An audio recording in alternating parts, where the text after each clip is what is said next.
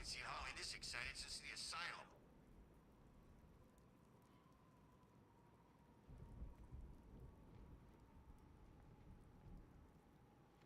I heard that Bell chick laughing earlier.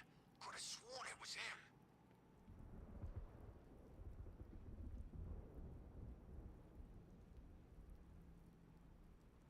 Yesterday in court, the people who were charged with murdering young Dolph, the trial began. So the court listened to open statements and a lot of statements from witnesses. The two shooters, Cornelius Smith and Justin Johnson, are the people in question. And Cornelius Smith actually took the stand yesterday and walked through everything that happened. Now I want to note that Justin Johnson, the other shooter, actually in the beginning of this pleaded not guilty to charges of conspiracy to commit first-degree murder, and being a convicted felon in possession of a firearm. Now, there's a third guy. His name is Hernandez Govin. Hernandez Govin is not being charged as like one of the shooters, but he is like the drug dealer in the mix of this that I guess was cool with the guys and was trying to get them signed to CMG, was like a friend. He's the one who actually, according to these defendants, he's the one who actually told them that Yo Gotti's brother, who he is alleging put out a hit on Young Dolph, had the bounty out for $100K, and Gotti's brother is Jook. Let's take a listen to Cornelius Smith in court. If you've been injured in a recent car accident that wasn't your fault, I'm gonna show you how I got this $100,000 check, my car replaced, and my life back on track for free, and how you can too in 30 seconds or less without ever having to plead your case to a greedy attorney who really doesn't care. So if you've been injured... Talking about what happened. We knew that, you know, they had a hit on Dolph in them head or whatever, so... Who had a hit on whose head? Big Jook had a hit on Dolph's head or whatnot, so... How do you know that Big Jook had a hit on Dolph's head? Cause Quit had told me about it, Quit, and, you know what I'm saying, being just... How much money was it supposed to be? $100,000 on Dolph's head. And had you agreed to do this hit? Yes, sir. Had Justin agreed to do this hit? Yes, sir. We all going to do it together? Yeah, they been on it, but yeah. Was there any arrangements as far as splitting the money or anything? Yeah, me and him supposed to be giving Quit $10,000 apiece. All right, so you and him are going to give Govan $10,000 apiece? Yeah. And how much were you going to get? I was getting 40, he was getting 40. So in that video, he is talking about how they were going to split the money. He says, I was getting 40, so Justin was going to get 40, Cornelius Smith was going to get 40, and then 10K was going to go to the Govin guy, the Hernandez Govin, which was like the drug dealer, the person that put them onto the hit. That doesn't add up to the 100K. That's 90,000. There's still 10K missing, but whatever. So once they're going through kind of like what happens, they then begin they just go into a lot of detail. Let's take a listen to the second audio because I want you guys to hear kind of how they break down what their plans was about, like how they were going to do it at first and how it ended up happening, not at the turkey drive. We knew they were doing the turkey drive, so we was actually on our way to Westwood. Had you and Justin talked about this particular day before? Nah, not the specific day. Like, we just knew that it was turkey drive going every day.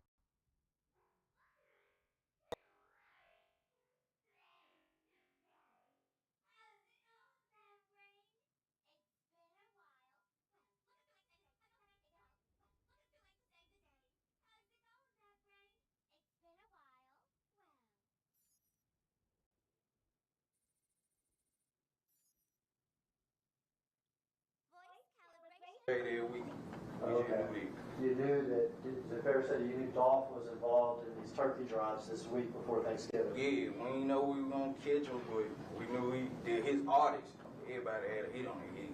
Everybody had a price on the head. From Jook? Yeah, from Jook. And that was going to be y'all's business this week? Yeah, that was our beating deal. Now, Jook, who is Gotti's brother, was actually killed back in January at a funeral. But this part right here, I'm like, man, that turkey drive that Dolph does, he's been doing it for years. So many people come out, families, kids, his family could have been there. Just think about the fact that they were like, you know what, wherever we see him, but the goal was, we know he's going to be at this turkey drive with all of those people, right? They were just wanting to do it because they wanted the money. Cornelius actually said in court that they weren't feeling anything. They just wanted the money. Now this beef So sad, man. stems years and years and years back. Dolph had actually sat down with Raquel, shout out to Rack, from Rack Rants a while ago and spoke on the beef. Let's take a listen. I just know it's a lot of hating going on, whole lot of hatred going on, whole lot of envy going on, whole lot of jealousy going on. In Memphis, it's this thing called people tricking people out the streets, get people unfocused on what they doing. That's all it is. You know what I'm saying? Like, Dolph built himself up and building himself into becoming a superstar, and all let us throw Dolph off right quick. He doing too much. Come on now, man, the city can't say, they mention Memphis, they say, Dolph, we don't now. He doing too much. Don't get mad at me when I'm doing my thing, and it's like straight authentic. It's just straight all real. It's just straight all 100. And don't knock the next man for getting his money, period. Any man that hate on the next man from getting his money or being successful, doing anything, whatever, you a Do you really believe you'll find dinner in here? Now, the case was only supposed to last, like this trial was only supposed to last a couple weeks. It's been known for a while that Cornelius and potentially Govan were going to be cooperating in this. And I'm assuming that's why, because literally on the stand, all of the audio and all the video that you watch from it, when I say they're breaking it down play by play, like they even show, you know, the Dolph's like last moments, and they have Cornelius just walking through, okay, that's me. Yeah, I had on this. Actually, when I got on the car, I had a wave cap on. I had my own gloves. He talks about how they met up after and exchanged the money. Like, he's breaking it down play by play by play by play. So they break down how they got rid of the car, where the guns went, and how they the received house the where money, the car was and how they found, wiped down everything. the music video. Very sad, man. I am so sorry the family of young Dolph has to relive all of this trauma, has to listen to these two young men speak about taking a life like they just made So a run, aimlessly. like they just made a run to the store real quick. Like I clicked on that link yesterday on YouTube and realized I wanted no parts of it. The Law and Crime YouTube channel, that's what it's called. Yeah, where you can watch in court. They had two trials going on at the same time. I think it was the Young Thug YSL trial, and then hearing all that stuff in the Young Dolph trial. Well, not the Young Dolph trial. What's the two guys' name? Because Young Dolph is not on trial here. What's the Cornelius Smith and Justin Johnson. Yes, and all I kept thinking to myself was, you know what? D1 is right. What? He's just right about all of this, the whole state of the culture, everything.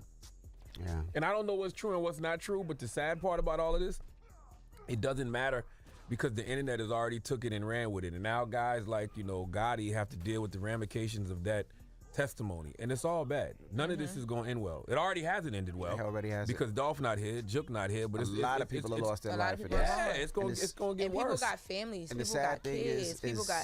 And you don't know what's true and what's not true. You don't. It's You just don't. these people's testimony, but now everybody got to deal with the ramifications of this testimony. Yes. And the sad thing is when you look into it, they say that this all started because they didn't sign with each other in like the early Lord in have 2016, 2015. That's where they say the beef started from, because they didn't do the deal with each other. Could you think about all the death that happened just because they didn't do a deal with each other? I don't know if that's really the reason, That's but if that is the reason, a it's talking very point stupid. of it. And I mean, so we have a song really quick. I know Dolph had what's the song? Can I say the B word? I wouldn't play that song. You are. Okay. Oh, I'm what? It's don't play me, play with you. What you I wouldn't say? play that song. women can say that word. No, you didn't say that. That's what You I said you are. No, women can say queen. that word. You are a queen. Yes. Thank you. That's why I appreciate the light-skinned people in the room when they pop out. Of course you because do. the- Of course the you would dark- appreciate the light over the dark. Of course you would. Yeah. Same way you like them white men over black men. Stop playing with me. We all know what it is. Stop Yes. playing with me.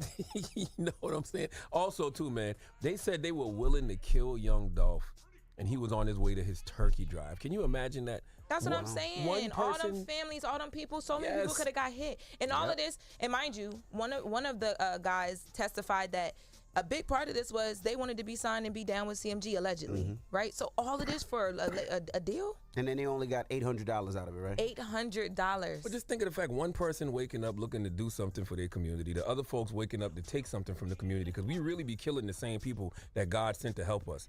And that's why you have to love these niggas from afar, okay? Just a bunch of pointless nig nonsense. And when all the smoke clears, when you take a step back, ask yourself, was whatever folks beefing over worth it? No. Bro, it's Never. so disgusting, so nasty. But, you know, both of those brothers do a lot for that community and do a lot for Memphis, but it's just $800 to be signed to somebody. They were going to do it for $100,000 is what they were allegedly supposed to get to take that man's life. Cornelius Smith said at one point in time he had to come back to get more money because they didn't give him the full 800. He had ran out, so he had to come back to get more money because he couldn't live. Like he had to get away after they did it. Then he had to come back to get more money. It's like that, all of that. Rest in peace, Dolph. The case will keep going, so I'm sure we'll have to talk about this again.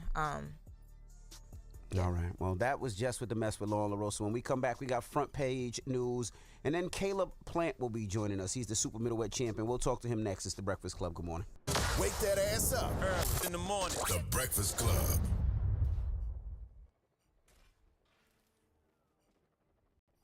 Love and Hip Hop Atlanta is dropping its first cast album. I want to put this album together with real artists. With new love. I'm going to bring the guy that I'm going out with. And old affairs.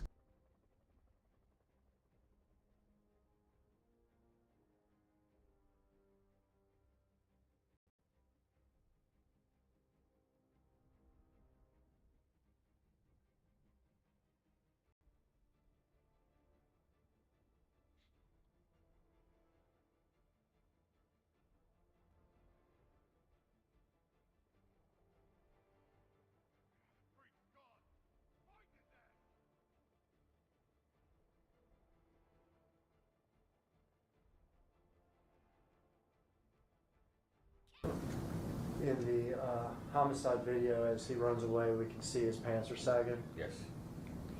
Can we, in fact, see the color of his underwear in the homicide video? Yes, we can. Is it also blue? Yes.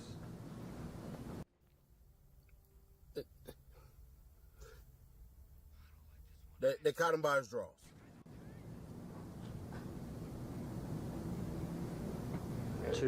Two men outside. Go ahead. Go ahead, Detective. Were you interested in those two men? Yes, I was. Tell me why you're interested in those two men.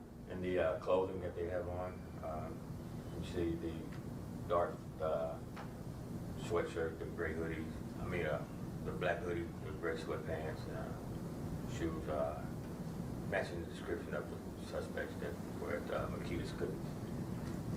Y'all obtained video not just of them arriving, but while they were there and then leaving. Is that correct? That's correct.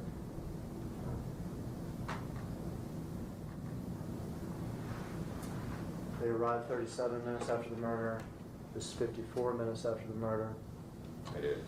The expedition's still there, is that correct? That's correct. Suspects are still inside? Still inside. This Dodge Charger has just arrived? Dodge Charger arrives and you see one of the suspects come out and walk to the Charger.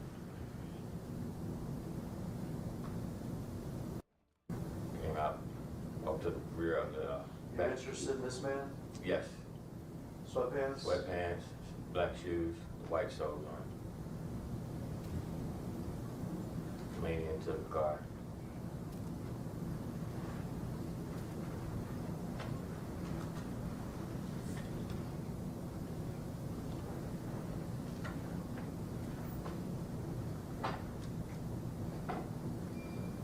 He's got bags or something now? Yes. You see how his pants are sagging there a little bit. We have that was something that we looked at also. In the homicide video, as he runs away, we can see his pants are sagging. Yes. Can we, in fact, see the color of his underwear in the homicide video? Yes, we can. Is it also blue? Yes. So that car in particular was not a car that did all those crimes that we previously thought, or maybe it was. But as far as we know, Justin Johnson was not responsible for committing all those crimes. Because if you recall, we kept on thinking to ourselves, bruh, this vehicle in Covington, however you want to say it, this got involved in some shootings and stuff like that, like 30 minutes away, and all of this crap. But it turns out, if it was, it had nothing to do with JJ. Just gonna be fair, square, obvious, and honest. So is it fair to say when you see this, you know that you've got your car? Yes. Do y'all investigate, like, where'd this car come from? Yes, we would check the VIN or license plates. Did y'all, in fact, find that the car was taken in a carjacking in Memphis a few weeks before this crime? We did. did y'all in fact find that the suspect in that carjacking was Treon Ingram? Correct. And I'll say it here, that Justin Johnson was not a suspect in that carjacking. No. But car taken in Memphis a few weeks before, suspect Treon Ingram. Treon Ingram.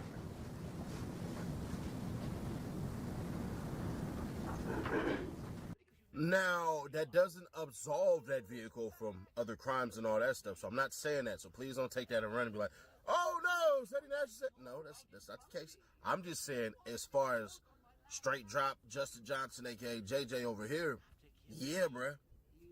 He ain't got really nothing to do with nothing. So then what ends up happening is they just decide to say, you know what? Let's show him before the murder, about 24 hours before. I don't think that Rusty would be here today if it wasn't for the farmer's dog.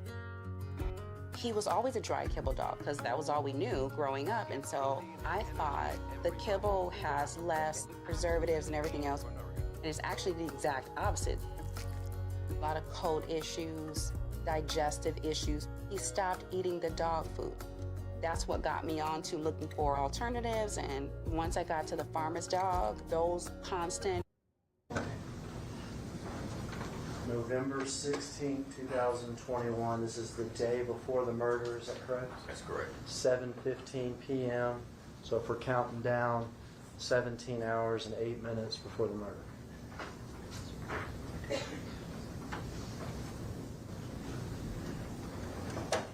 What's that? That's the white expedition, Ford expedition, going into the garage. And if you're not familiar with the building, this is a little confusing here. You can pause it. So that white expedition was going into a parking garage, is that right? Yes. That parking garage is this structure right here. That's correct.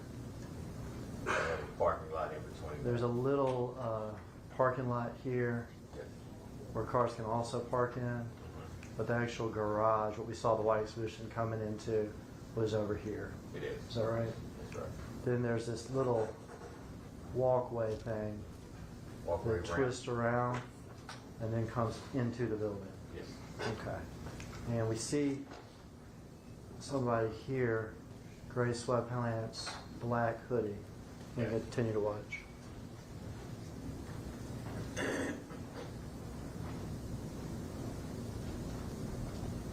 Inside of the building? Inside of the building. Walking into the door there? Yes. White expedition arrives, and then this man comes into the building. Correct. Dark hoodie, gray sweat, black shoes, white bottom. He walked here, and then this camera picked him up. There's a bank of elevators back here. Yes.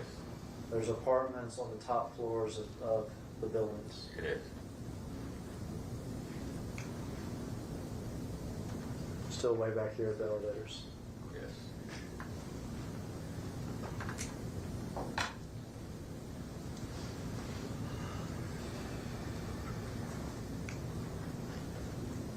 Stop it there. Good. All right, here's a man, white expedition, comes into the building, walks to the lobby, gets in the elevator, comes up to the floor. Look, it's floor 8. Yes. What floor does Kiana Hopper's cousin, Justin Johnson, live on?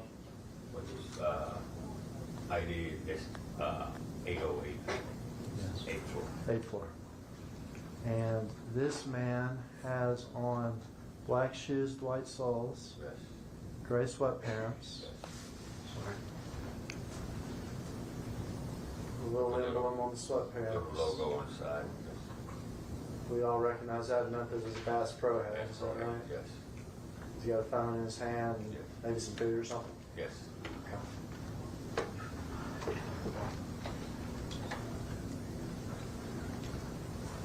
All right.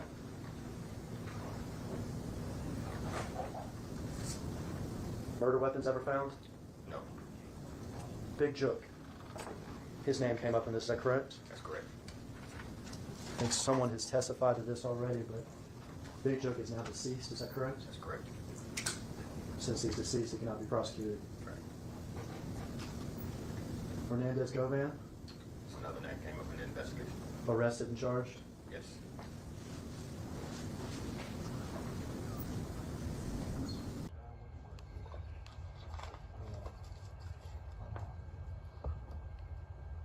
It just showed evidence of them doing the dirt and acting, you know, and committed it and going by bandages because one of the guys got shot or whatever.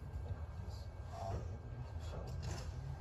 It was like surveillance from the apartment they went to.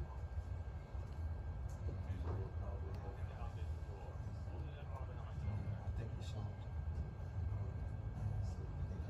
Showed the car that the car that was stolen.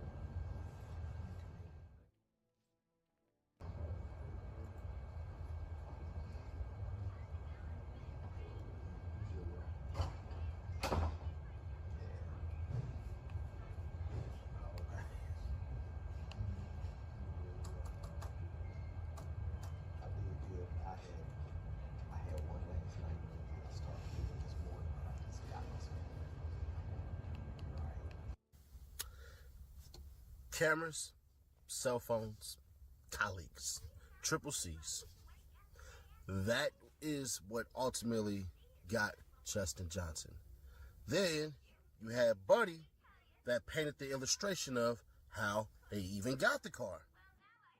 Hey, want to know how I got this $50,000 check for an accident I was involved in over 5 months ago? Look, if you've been injured in a car accident that wasn't your fault, you have to watch this video. There's a little known loophole that it's...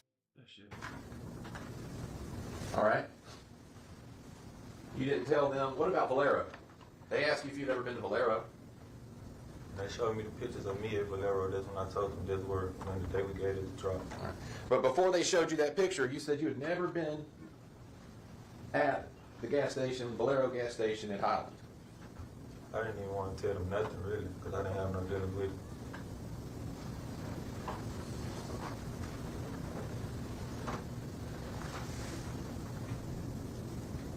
You even were shown a picture of yourself pumping gas and said you didn't know who that person was, right? Yes, sir.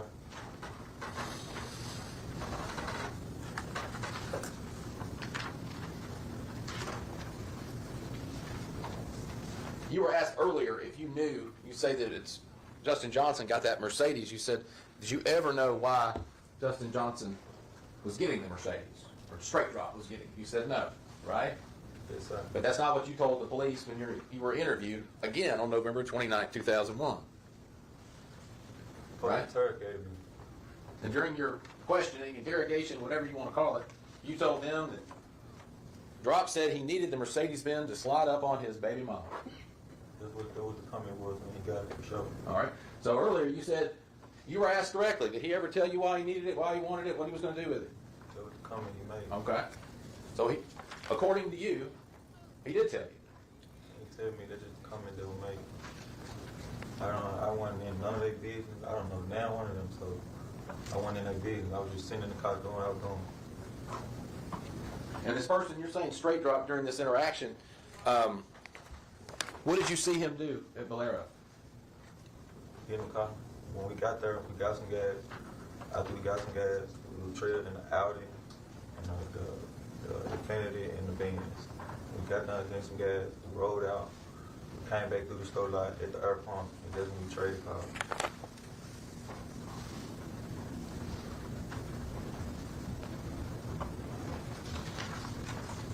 Now, after you heard Dolph got killed, you called Trayon, right? No, sir. You didn't? I was with Trayon the day Dolph got killed. He dropped me off, and we asked him, did he have anything to do with Dolph being dead? Because if he did, we're not going to be around him. It's simple.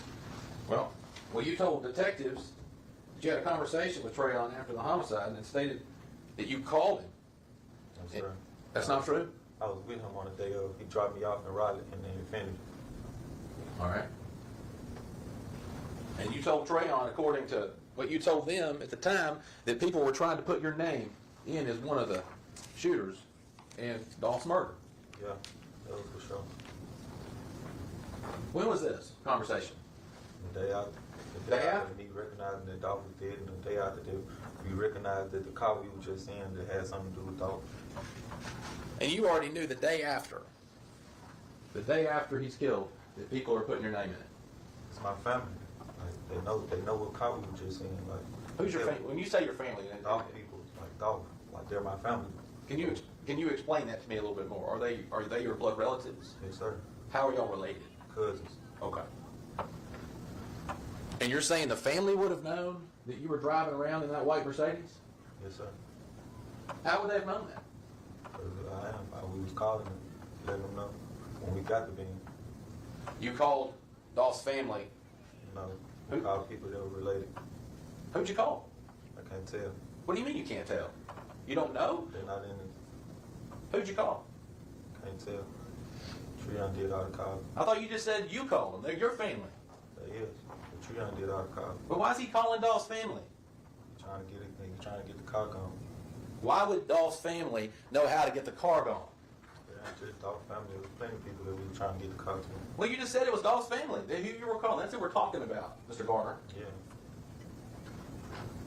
Yeah. So you stole a car, well, and back again. You said earlier you didn't even know the car was stolen. Why you keep saying I stole the car?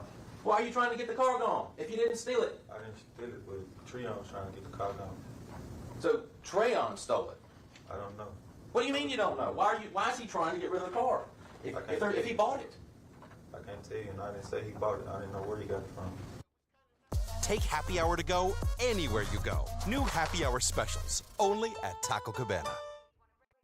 This is what your dishwasher looks like after 1 year. It's a colony of billions of mold and bacteria. And straight drops, lawyer gets an F. But he only gets an F because it's like trying to dunk the ball and you do something spectacular and you try to windmill between the legs and then you hit the front of the rim. So it seems like he had the right idea. His goal was to essentially mince words, paint his own illustration to make it seem like, oh, whoa, wait a minute. Justin Johnson had did this. Justin Johnson had did that. Your homeboy stole that vehicle. Your homeboy was this, your homeboy was everything, and all of this shit. And then it's just like, yeah, except, bro, you didn't walk him down properly. You tried it. Dude told you his homie had a regular job. He was a trash can man. You act like there ain't shops that's selling cars from Arkansas, Tennessee, and Mississippi out there right now to Memphians for a steal of a deal for them. Hey, no credit down. Get this nice Mercedes-Benz for $2,500. No credit needed. $2,500 down. Pardon me, I just messed that up. That's why I don't do commercials.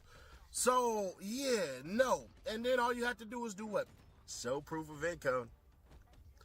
So, yeah, I get what he tried to do. If it would have worked, it would have been A+. I think the lawyer know, bro, like, this is a losing-ass case. What I'm trying to ultimately do, and this is what we can all say, he's trying to create doubt. Because it says beyond reasonable doubt. He's going to try to say, as he started in the beginning, hey, bruh, you know, they ain't going to be able to prove he actually did it. I'm going to talk to that cop and make it seem like he didn't do a thorough investigation. You're talking to the wrong cop to do all of that. So what he did was he painted it as though we're going to put the weight on the next cop. Good strategy. We will see. The grades are given daily. So that happens. And I ain't going to hold you. The prosecutor, I think this case is such a slam dunk that if he went against a fire-ass attorney like we be seeing in Atlanta, he'd be getting his ass whooped. There were a couple of times where the defense was absolutely leading. And I'm thinking to myself, objection, relevance, objection, you know, ask and answer, all of this shit. Like, he never did that. The dude asked the same question. The defense attorney asked the same question 3 times with 0 objections. Only the defense has posed any objections. Honestly, I've only heard the prosecution object 1 time. And that's how I know in my mind of minds, I believe he thinks he has this thing in the bag. But the one thing that I said yesterday, why the hell you didn't dispel Justin Johnson's brother in that damn interview. I mean, in that opening statement. Well, today we found out why. All right, so you meet him in the car, he's got the two phones, and he's going back and forth with the numbers. Are you asking what he's doing, or what's going on? He was just quiet. Okay. And what are you doing? I was on my phone. Okay. So you're sitting there next to him, you're on your phone, and he's doing his number stuff. What happens? He tell me he was gonna give me the phone, cause like social media stuff. Like that he's going to give you one of his two phones? Okay. And you said for social media stuff? Yeah, post some pictures and checking his emails and stuff like that. Right. Does your brother have social media? Got Instagram, yeah. Okay. In fact, you know your brother, does he go by other names too? Other than his real name? Straight drop. Okay. Straight drop and sometimes just drop? Yeah, this is real name. Okay. And when you say give it to you for his social media, what do you mean by that?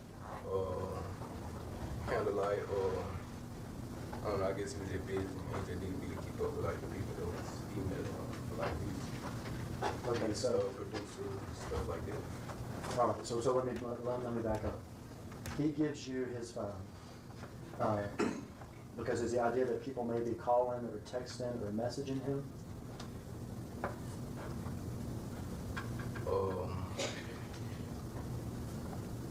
You can say that, but it was just mainly he just told me that he needed me like to post some stuff. Okay, so he told you the time that he needed you to use his phone to maybe post some stuff to his social media. Is that like videos, all this stuff? Okay. Did you ask him why he couldn't do this himself with his phone? No. Okay, but he has this phone in his hand. He's going to give it to you, and you already have a phone. You don't need a phone. No, I don't. The car sounds good. And he wants you to have his phone and maybe post stuff to social media. Yes, sir. Okay. You don't ask him why? Does he provide any explanation? Other than just for the social media stuff.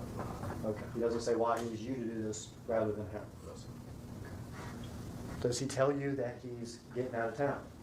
No, sir. Does he tell you that he's got to lay low? No, sir. What happens after he gives you the phone? Somebody was calling him and stuff, like rushing him to come on. In the car there? So he's getting a phone call from while he's in there? Yeah. On one phone or the other, do you remember? I don't know which one. Okay. And so does that end y'all's little meeting? Nah.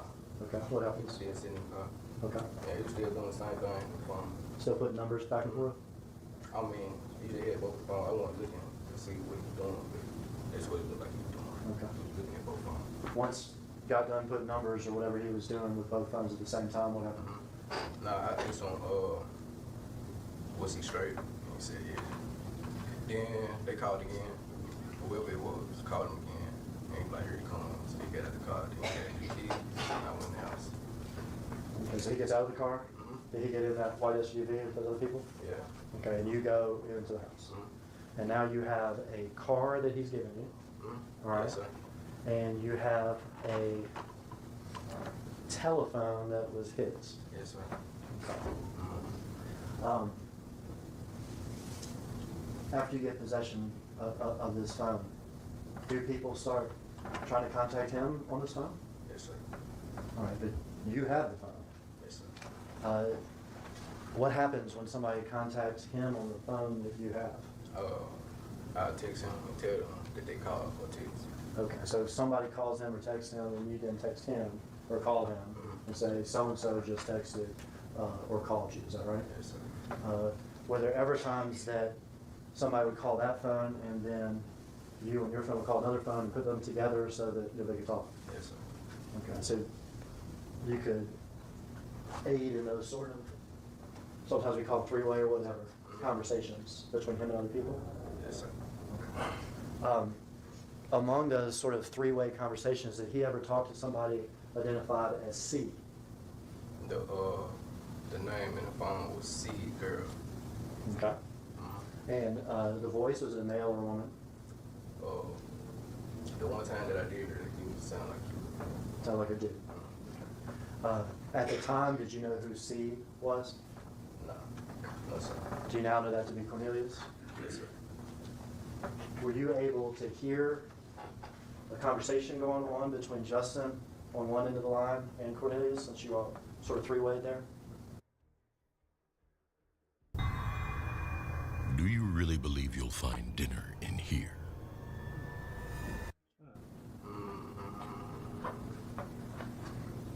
Not like full conversation. Not full conversation. Were you able to hear some of the conversation? Just a little bit. I wasn't really just listening. Okay.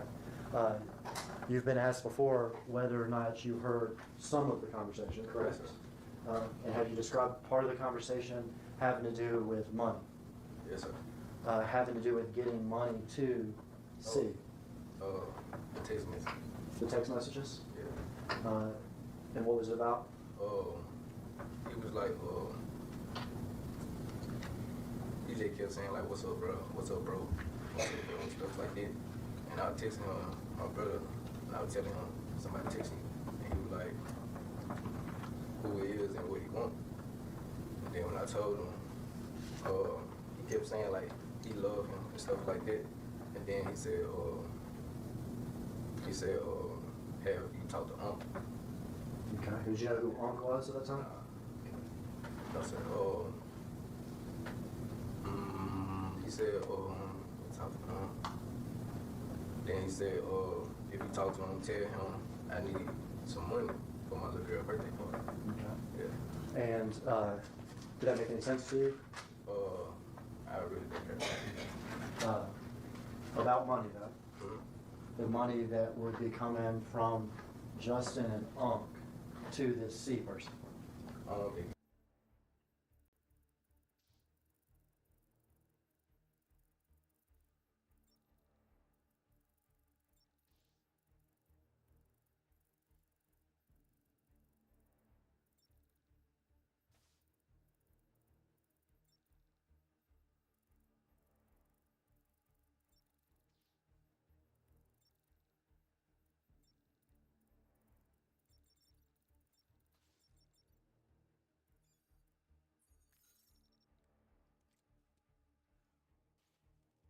Coming from Justin, I think it was just coming from Unc. Coming from Unc. He was telling him to ask Unc.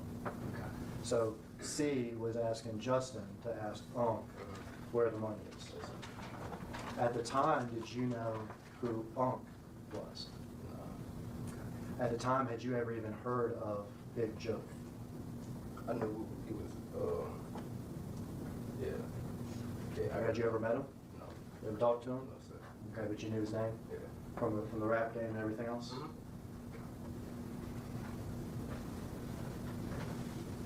Did you use that phone like that?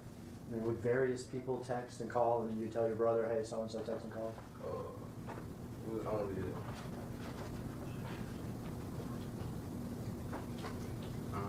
was a couple people. Yeah. Couple people? Okay. During the course of doing this, did your brother ever tell you where he was? Talking about after he left from He never told you where he was? No, sir. At some point, the police come to you, is that right? Yes, sir. They come to your apartment? Yes, sir. And they want something you got. Is that right? Yes, sir. They want that phone. Yes, sir. Your brother's phone. Yes, sir. And did you give them that phone? Yes, sir. And did you agree to go back to the station with them and be interviewed by the police? Did you do that? They took me there. They took you there, okay. Yeah. They took you there. You turned over the phone and told them about Justin giving it to you. Yes, sir.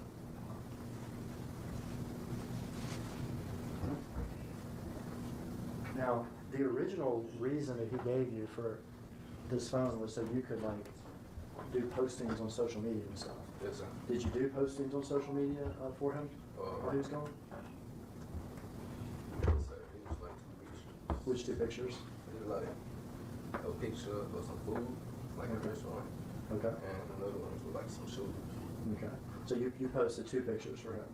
Which would be a picture of some fancy shoes? Just some Jordans. Some Jordans. And a picture of some food. And did he actually post those pictures? Yes, sir. Okay. Did you also follow his social media? Like, did you see the stuff he posted on social media? Yes, sir. Was he still posting stuff on his social media? Not just you?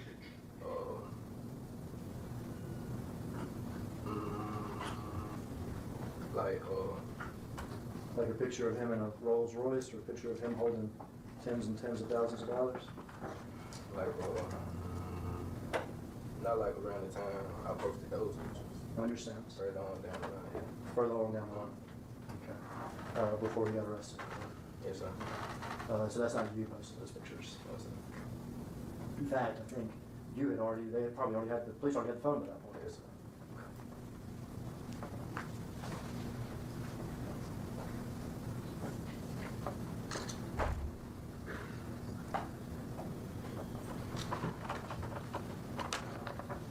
Pass you exhibit 57 and 56. Tell me who's in this picture, if you would. I think you've seen those before, Marcus, is that right? Yeah. Who's in those pictures? Justin. Your brother, Justin?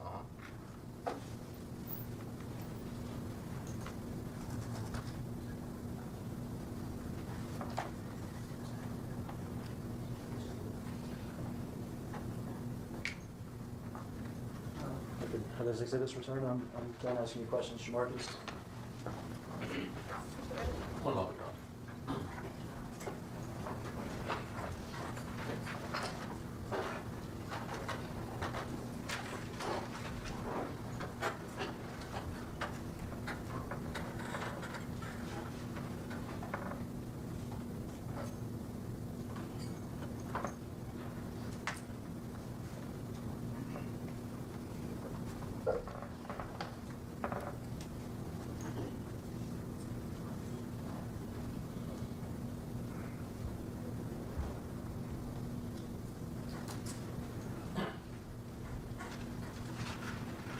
Good afternoon, Marcus.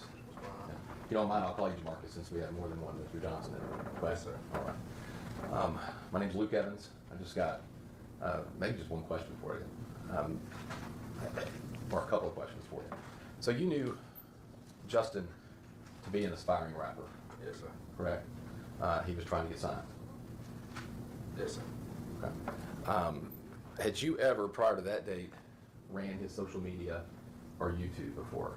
Yes, sir. All right, so that wasn't something, that wasn't a new thing for him to ask you to do? No, sir. Okay. All right, thank you very much. If you've been injured in a recent car accident that wasn't your fault, I'm going to show you how. It's been 6 months now, Jason. I think it's time to face fact. That's the spirit. You're a real chip off the old bat block. Not that it'll do you any good. Why won't you just kill me? What? Oh, no. I'm not gonna kill you. Not yet, anyway. You're my sidekick now. Imagine it. You and me, out on the streets, starting fights, picking on the weak. A regular dynamic duo. Just like Bats and that new kid of his. No, he wouldn't. You think? So, this isn't Batman then? Weird. The point is, usually a dead giveaway. I didn't want to show you that photo. Really, I didn't. But, well, it was the only way for you to get closure. Now, I know it hurts, but sometimes you gotta be cruel to be kind.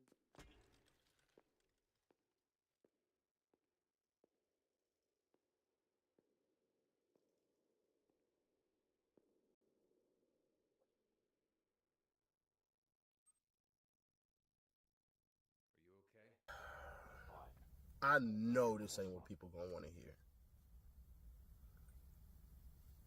If he's lying, he's lying. If he's lying, because you got to remember, he was talked about as the money man, the in-between. All the lawyer did in the defense was say, your brother let you run his social media before this happens, right? And he was like, yeah. So it's not something that's out of the ordinary. So I think what he's going to try to do, the defense is going to try to say, well, his brother never said exactly that he knew what the hell it was for, so I don't have to really cross him on that. You probably should have. You should have, in my opinion, mind you, I didn't take the LSATs. I never took the bar. Setting Nash is a hood lawyer, not a certified attorney. In my opinion, I think he should have asked a couple of questions to reference more that his brother did not freaking know, because there's nothing to know. See what I'm saying? If he would have asked him, did you have any indication that your brother had anything with the killing of young Dolph? And he would have asked that, it would have been no. But he didn't, because I think he was afraid of what the hell was going to happen or what would be said. So I can't really be mad at that. I just have to judge it from a vacuum. Now, I think here's what happened with Jamarcus Johnson. And I think we might have judged him too harshly. He ain't a street dude. He don't seem like it. An active street dude, by the way. For you dumbasses who got mad yesterday. Hey, nigga, I grew up in the streets. I'm always going to be a street dude. Why is it at your old-ass age you still want to be associated with hoodlums? What does being a street nigga at your age right now accomplish you?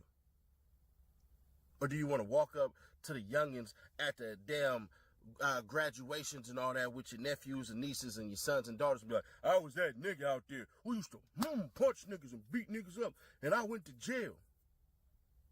And I went to the pen. So I couldn't raise you and be the father figure that you needed at the time, you stupid motherfucker, you. But I was in them streets. I was chasing ass, drugs, and guns. Throwing in my fingers, representing my gang. All right. So I think we can honestly say Justin Johnson's brother ain't a street dude, was not a street dude, and he got set up. I think Justin Johnson used him. Sorry. I think that's what happened. From his testimony, Brett, he did seem genuine. And my brother gave me this car. Let me borrow it. Everybody has a sibling to let their sibling borrow their car. I even let mine do it. His monkey ass messed up Defender. But that's a whole nother story. So I think Justin Johnson knew what he was doing and all this shit. And Cornelius, how the hell you gonna tell a nigga you love him and you won't even know cuz like that? Was y'all more than shooters? Was you powered by them? Nah, I'm joking. Nah, but bro, I honestly think that his brother got set up by his brother. So at the end of that, hell nah. And they overcharged him. Don't expect Justin Johnson to get thrashed. His aid and abetting. Matter of fact, don't even be surprised if Jamarcus Johnson, Big JJ, since he's older, gets all his charges dropped because he testified. Because honestly, being caught with a phone and seeing all that stuff and doing all that, you're either hiding something and they know it, or you're just following orders and being stupid because you got a car, a nice car at that. But then the question then becomes, why the hell was that car put in the back of that house? Well, no, I think he said he had the SUV, so never mind. I think that's what he said he had, my bad. So I might be charging him wrong. I can't remember right now, which is crazy, but that's what happens when you watch the two trials. Young Thug trial will be dropping in 2 hours from this. I'll catch you on the next one. Subscribe, turn on the bell, stay notified. I want to thank you guys so much, man. We are 6,000 away from a $1,000 giveaway, so just be an active subscriber. Go.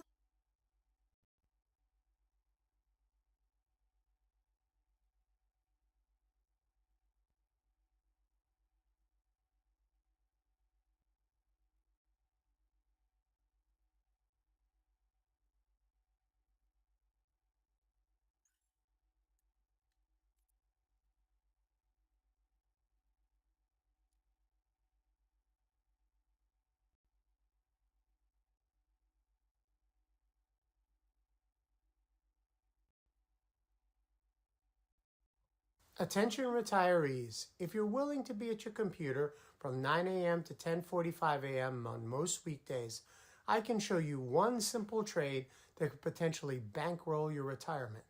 Hi, I'm Dave Aquino, and I help ordinary people go after their retirement goals sooner by teaching them how to master the retirement trade. This is a special trade designed to be used every morning between 9 a.m. and 10:45 a.m. Eastern Time. Why this window? I can't share that information in this video, but you'll discover the exact reason why inside this free report. Gray sweatpants, black hoodie, and that hat we saw is Justin, is that correct? Correct. Same outfits that y'all were wearing during the murder? Correct. Same outfits and everything, man. Photo of me and Justin. And you shooting at Dolph? Photo of me and Justin shooting at Dolph. Had a hit on whose head? Dude had a hit on Dolph head with that, so. How much money was it supposed to be? 100,000 on Dolph head. And had you agreed to do this hit? Yes, sir. Had Justin agreed to do this hit? Yes, sir.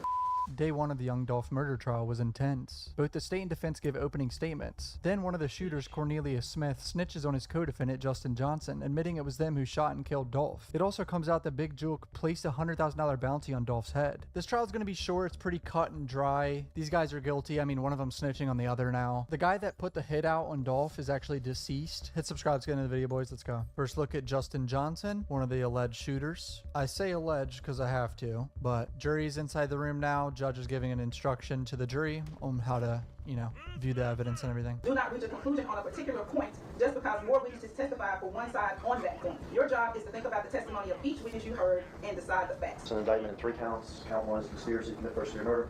Count 2 is murder first degree. And count 3 is convicted felon in possession of a firearm. So I'm not going to be able to show the footage of them shooting, but... It has a special wrap on it, is what they call that. It's not something you can buy from the dealership. You have to get that done. Well, here, that's a special wrap that the Memphis rapper, artist, Young Dolph, had on several of his vehicles. So this is the prosecutor obviously talking. This is his opening statement. It's named Paul Hagerman, I believe that's how you pronounce it. Taller man here in the yellow shirt, blue jeans, white shoes. His name is Adolph Thornton Jr. He grew up in Memphis. The neighborhood he grew up in was Castalia, who rapped about the things that he saw growing up and that he sees in his neighborhood. He wasn't interested in joining others. It was all about making it himself. He wanted a record label. He wanted to promote other artists. He wanted to make them famous. And so he started not just his own rap career, but a record label that's called Paper Route Empire. He's not the only famous rapper in Memphis. Another label, CMG, Cocaine Music Group. What a ridiculous name. They wanted Dolph under their label, but he turned down others. There are things called, as in Memphis, we call them diss tracks, D-I-S-S. And Dolph had plenty of those. And he had plenty of those directed at this other label, the Cocaine Music Group, at their artist, and at their number 2 person. His name is Big Juke. Big Juke is Yo Gotti's brother, who allegedly put out the $100,000 hit. Damn, this is actually kind of sad, his last moments. This man here got out of the car with Dolph. That's his brother. As Marcus walks in his cookie store, he has a gun on his person. I've never seen this footage. Uh-oh. There's the white Mercedes. The car that just drove up came from this side of the parking lot. It actually had been following Dolph on the street. When Dolph turned in, it went up to this light where it got stopped for a few seconds and then came around. It's a white Mercedes. There's other pictures where you'll be able to see it more clearly. It's a white Mercedes with back-end damage. It's a stolen car that our defendant here, Justin Johnson, traded for one car for another at a gas station about 10 hours before this murder happened. This man got out of the passenger side of the white Mercedes. Doors still open. We saw him run to the parking lot. He's here with a large semi-automatic weapon. He's in a hoodie, he's got sweatpants, and he's got white shoes. We'll see a second man come out of the car too. Those 2 men that we're going to see come out of the car, they're going to gun Dolph down inside the business. He has walked over to sort of where the bathrooms are in the business. This one in particular, it looks like he's never shot this type of gun before. It's because he probably hadn't. The second man out of the car who's driving is our defendant, Justin Johnson. Oh, okay, so this is Cornelius Smith right here, the guy who's apparently going to snitch in about an hour or 2. Justin Johnson is the driver still in the car, who's the defendant on trial now. Neither one of these men are professional hitmen. It looks like they don't take tactical shooting stances because they don't. So he has a handgun, it looks like. He has an AK. Let me stop here. Oh, Jesus, his brother came out with the gun. Okay, I've never seen this, so I didn't know that. Oh my God, this is crazy. This is Dolph here. Remember, he was wearing the yellow. This is Marcus. Remember, I told you he had a gun. He tries to return fire as these 2 men quickly shoot Dolph. Dolph's body's riddled with bullets. He shot all in the back, in the face, in the neck. in his arms. The first man out was Cornelius Smith, and he has that semi-automatic weapon. He's shaking a little bit, probably because he know he going to prison for the rest of his life. The man out was Justin Johnson, who has a handgun. He's firing at Dolph as he lays. Marcus Thornton starts firing back once he hears the shots. Now we see him emerge from the building. Can't tell in the video, but Marcus actually hits Cornelius in the shoulder. Okay, so he hit one of them back. Wow. They don't even know each other that well. Let's start with Cornelius. Cornelius is from this neighborhood, Orange Mountain. He's in his early 30s. Cornelius has had serious drug problem. He does ecstasy and Percocet. He gets his drugs over on Bradley Street, just over 2 miles from the scene, from a man whose name you've heard, Hernandez Govin. They don't call him that, though. They call him Quet. Hernandez Govin, that name he just said, that guy apparently helped organize, like facilitate the murder as well. So Cornelius gets his drugs from Quet, and then Quet tries to identify young rappers and tries to shop them to CMG. And that young rapper is Justin Johnson, who goes by Straight Drop. Oh, so he's a rapper trying to get in CMG. Person I told you about before, the number 2 guy at CMG, he's put out a hit, $100,000 to whoever kills Dolph. He has met with Justin, he has met with Cornelius, and they think they're ready to do it. They're definitely willing to. For Cornelius, it would be 50 grand, I guess, that he could waste away on Percocets and ecstasy. For Justin, it's 50 grand, but also a chance to make it big with CMG. Not even monsters. I'm not going to call anybody a monster. This is just business for these 2. Money for Cornelius, money and rap fame for Justin Johnson. So fucking stupid. They did the best they could, really. Stolen car. Better to use a stolen car that can't be traced back to me. If you're not making $158,000 per year, but you'd like to, I strongly encourage you to start a bookkeeping business. That's right. If you're willing to learn how to use a free program called QuickBooks, you can make 6 figures working part-time from home or anywhere in the world. And here's the thing, QuickBooks is easy to learn and you don't need a degree, prior experience, or to be a math expert to run a successful bookkeeping business. Hi, I'm Bill Von Fumetti, and I've helped over 3,000 people make incredible money online with just a laptop and a free QuickBooks account. And many of them are earning over $100,000. You'll see that they're wearing gloves. Afterwards, the guns get disappeared. The car gets ditched in a neighborhood and wiped down and moved and wiped down and moved. Their plan is to go their separate ways and just disappear into Memphis. Stolen car, and they wiped their fingerprints and everything. They did the best they could. I guess they could have gotten away with it. You get the guns gone, you get the car wiped down, get the car hidden for long enough. You're wearing masks, you're wearing hoodies, you're wearing gloves. Do it so quick. But it takes seconds. You get in, you get out, you get separate, you get disappeared, and I guess you get away with it. There's a problem. It's still staring at us. One of the big problems. It's not 1981. It's not 1991. It's 2021. Places have cameras. Is the hotel lobby? Is walking into the building? Is this courtroom now? And also what we don't think about, we didn't have to in 1981 or 91, whatever, is we carry phones around. Phones that can give people clues as to where we were, what was going on. We can wipe down cars. We can use stolen cars. We can get rid of guns. We can disappear in the neighborhoods. We can separate from each other. And I guess I didn't think about that. So what we saw before was this man first. Remember the one with the automatic weapon? The larger of the 2 weapons? He got out of the car first from the passenger side. He ran around and shot the gun wildly into Dolph. We're concerned in this trial. Now, Mr. Smith is charged with murder too. So is Mr. Govin. We've heard that Jamarcus is charged with conspiracy. But in this trial, this is Justin Johnson's trial. This is Justin Johnson. He is wearing tennis shoes that have white soles. See this one better in this shot. White soles, they're black with a little white stripe. There are times in the video where you can see his socks, and they're white socks. He's wearing gray sweatpants. In fact, there's angles in the video that you can see that this gray sweatpant on this left leg has a little silver like emblem on it, real small, shiny sometimes. He's wearing gloves. See it maybe better there. He's wearing a black hoodie. He's wearing a mask, and he's wearing a Bass Pro hat. All right, so black tennis shoes, and he's got a Bass Pro hat. Bass Pro store is only not even a quarter mile from where we're sitting. Right here. There's other angles and other still shots where you can clearly see it's a Bass Pro hat. Justin Johnson, 2021, has a mother and sister that have apartments in that building. So let me guess, they have footage of him with the same hat and shoes and pants on and shit around this apartment building. Justin Johnson in the elevator, leaving the building about an hour, really less than an hour, before the killing. Black tennis shoes, white soles, white stripe up the middle, gray sweatpants, black hoodie, Bass Pro hat. It's the same outfit he was wearing the night before. I mean, how dumb are you? You're committing a murder in an outfit you know you were wearing for a full day before. I guess as to what kind of car he got caught leaving it at the parking garage of this building. The white Mercedes with back end damage. The same damage on the way Mercedes. Driving it at the apartment building. This guy's cooked. I mean, there's too many coincidences there. He just caught. And it's not just before the murder.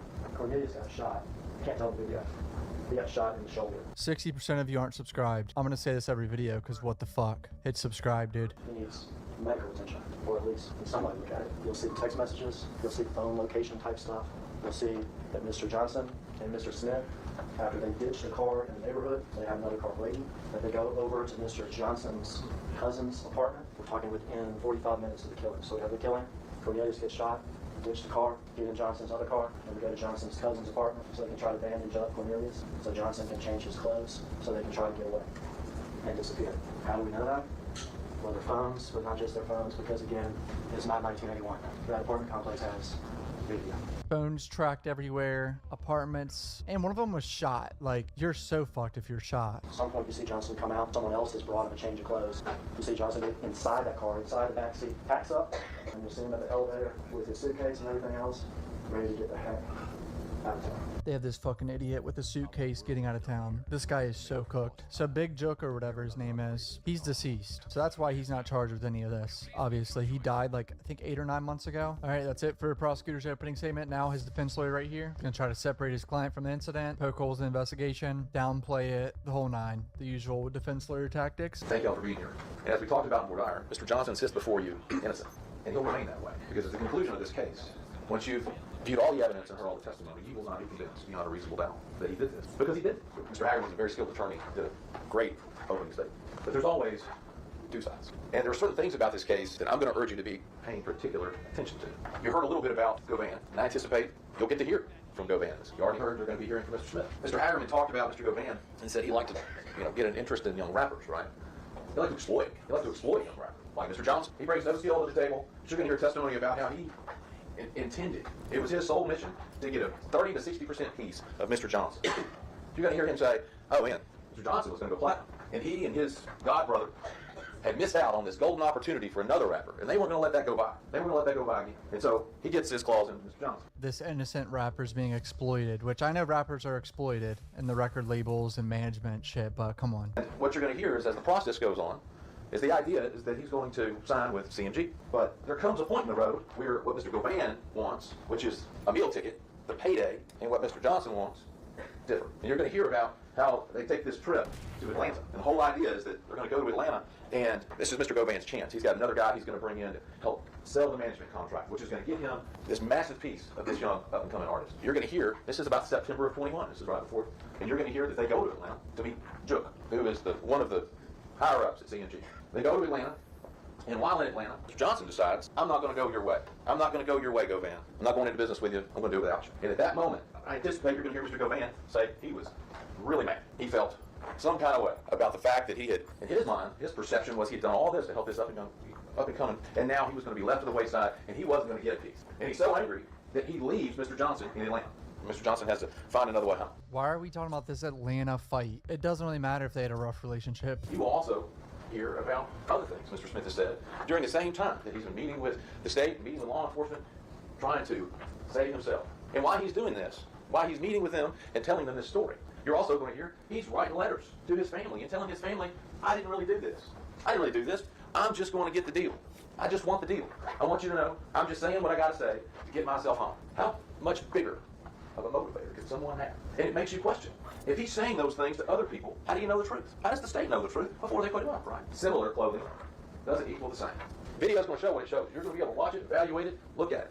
The crosstown videos and pictures that they show you, look at them, evaluate them. Mass-produced items. You have to ask yourself, is there anything particularly significant or unique about those items? Okay, yeah, it's mass-produced items, yes. But he has on like 5 different mass-produced items. That's not a coincidence. They couldn't have been obtained by another person. And look, if that video on its own and the other part of that was enough, why would we need to hear from these other folks? Why would we need to hear from them? To nail it home. They want you to hear from them. They need you to hear from them because there's references of cell phone information. That cell phone information isn't going to be able to pinpoint where they are or where these phones are. That area has all sorts of other locations in it. You're going to hear, you heard the car was wiped. You're going to hear that they did fingerprint analysis on the car. Cornelius Smith's prints are on the car. You know whose fingerprints aren't on the car? Justin Johnson. And if it was wiped and then moved and wiped, as the state suggests, then how are their prints on it? They didn't wipe it enough. I don't want to live 9 to 5, paycheck to paycheck. I wish I would have known this 20 years ago. This is a hidden gem that people don't know about. You might be closer to retirement than you think. Have you heard of income tax? Duh, right? I mean, we all have to pay it. But did you know there's a secret government-secured cash flow investment where people are getting checks in the mail, earning a percentage of the government's annual tax revenue? That's like $2.1 trillion with a T right now every year. So what do the returns on investments like this look like? Well, your typical dividend stock pays like 2, maybe 4% a year. It's pathetic. Real estate, you're lucky to make maybe 10%, and that's after you pay mortgages and property taxes, a management company. That is, of course, even if you're rich enough to get into real estate. But with this tax-secured investment, I mean, you won't believe how much this pays. That it wasn't an overnight thing, but next thing you know, she said you have a check coming in the mail for X amount of dollars. Touch DNA, right? So lucky. It's not 1981 anymore. We got touch DNA now. Forensics has come a long way. Crime scene unit went into this car and did several swipes for touch DNA. They don't have anything to say Justin Johnson's DNA. The car that they got, a dude got shot, according to Cornelius Smith. He got shot in the shoulder. No blood in the car. And we're going to hear any forensic analysis about and deciding the fate of Mr. Johnson. Because he didn't kill Adolf for it. And he shouldn't be the one that has to take the fall for it. Honestly, not very good opening statements, man. So this is Dolph's sister up on the stand now. What kind of relationship did you both have? Sister and brother relationship, we were all pretty close. We had a great relationship. Spoke all the time, hung out every chance we could get together. So we had a great relationship. Okay. And if you were shown a picture of your brother, Mr. Thornton, would you be able to recognize him? Yes. You said, who is that in that picture? My brother, Adolf. Okay. All right, so they just asked her about identifying him really and funeral services. Now his head of security's up. Were you Dolph's friend? Friend. For his whole life? Are you also involved in his business? Yes, sir. What was your involvement in his business? I was in security. And how many years have you been working in security? 7 years. Tell me what that is underneath that little placard. That's PRE chain. Okay, and PRE, that paper route empire? Yes, sir. His label? Yes, sir. And he says the chain looks like a necklace or something? Yes, sir. Is that Dolph's rival rap label? What was its name? CMG. Is that Cocaine Music Group? I think so, yes, sir. Does that label have artists and things like it under that umbrella? Yes, sir. You familiar with the name Jook or Big Jook? Yes, sir. And is that person, to your knowledge, affiliated or part of the leadership of CMG? To my knowledge, yes, sir. Are you familiar with any sort of rivalry between CMG and Dolph? Yes, sir. Why does CMG have a problem with Dolph at all? You're not familiar with that? Are you familiar with Dolph ever turning down proposals to sign with artists from CMG? Yes. Establishing there was a beef with CMG and in his rap songs, did he call out CMG and those artists? Yes, sir. In those rap songs, in fact, did he call out Big Joke? Yes, sir. Did he say insulting things about Big Joke? Yes, sir. You mentioned 2 incidents. Is that right? Yes, sir. To be clear, these are incidents that happened in the past. Is that correct? Yes, sir. Mr. Johnson, who's on trial now, was not part of it. No, sir. Tell me quickly about those 2 incidents. What happened in Charlotte? We just came to the hotel. It was in a Sprinter. Sprinter van? Sprinter van, yes, sir. Bullet holes? Bullet holes. A lot of them? Yes, sir. Dolph ended up even rapping about it? Yes, sir. An act of CMG violence. Yes, sir. The other incident happened in California when he actually got shot Dolph got shot? in California. Perpetrators affiliated with CMG? Yes, sir. So yeah, I remember Dolph got shot in California as well, and he was shot at a previous time, so just establishing they had a real violent beef ongoing. Protecting not just your client, but it sounds like your friend. Yeah. Is that the car arriving? Yes, sir. Do you know where they were arriving from? No, sir, I don't. Damn, so we're gonna see him walk in. Wait, this inside view is probably crazy. They're not gonna be able to show this inside view. The chain around his neck, is that the PRE chain? Yes, sir. It's the one that we saw in the exhibit? Yes, sir. And there's Marcus behind him? Yes, sir. Yeah, they're zooming in now on her.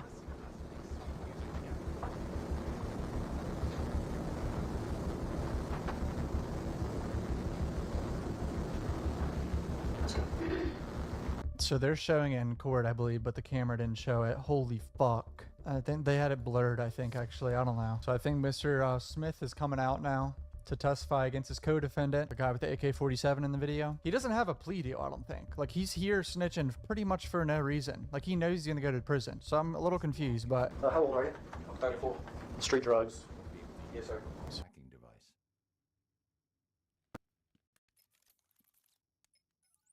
Henry, I need your help. Of course. Anything. I need you to send me the CCTV footage from the camera in stage C. You can use the computer in that room to do it. Okay, I'll try. Computers really aren't my specialty. You can isolate the data using the panel on the right. Slide your finger along the dial and... Like this? Oh, this technology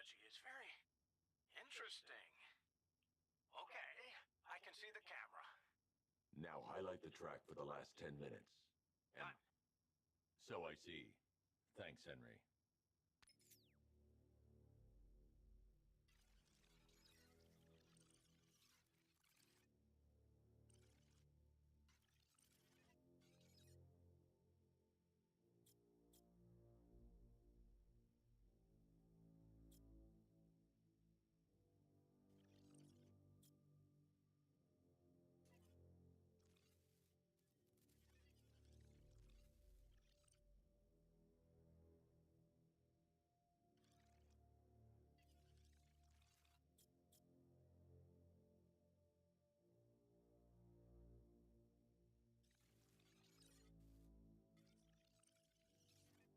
Middle,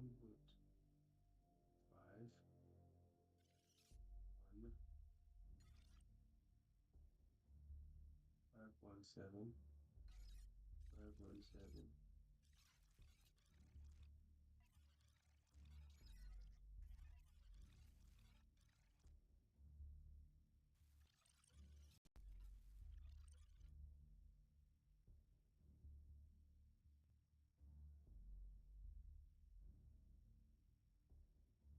Zero, 517 right there.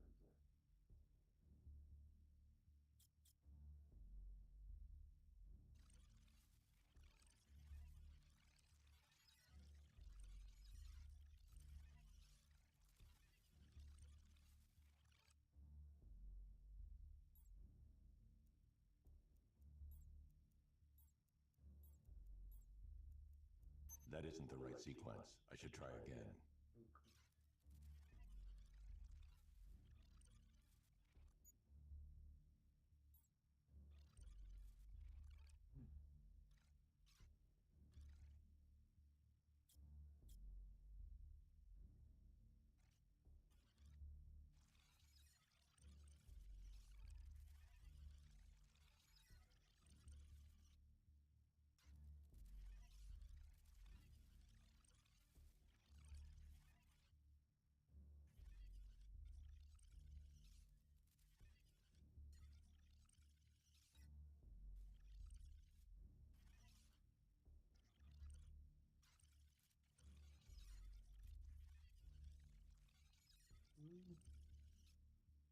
What 0517? 855. That's the wrong code. I should continue scanning the video. Maybe I could see the correct sequence from a different angle. It must be here in the footage somewhere.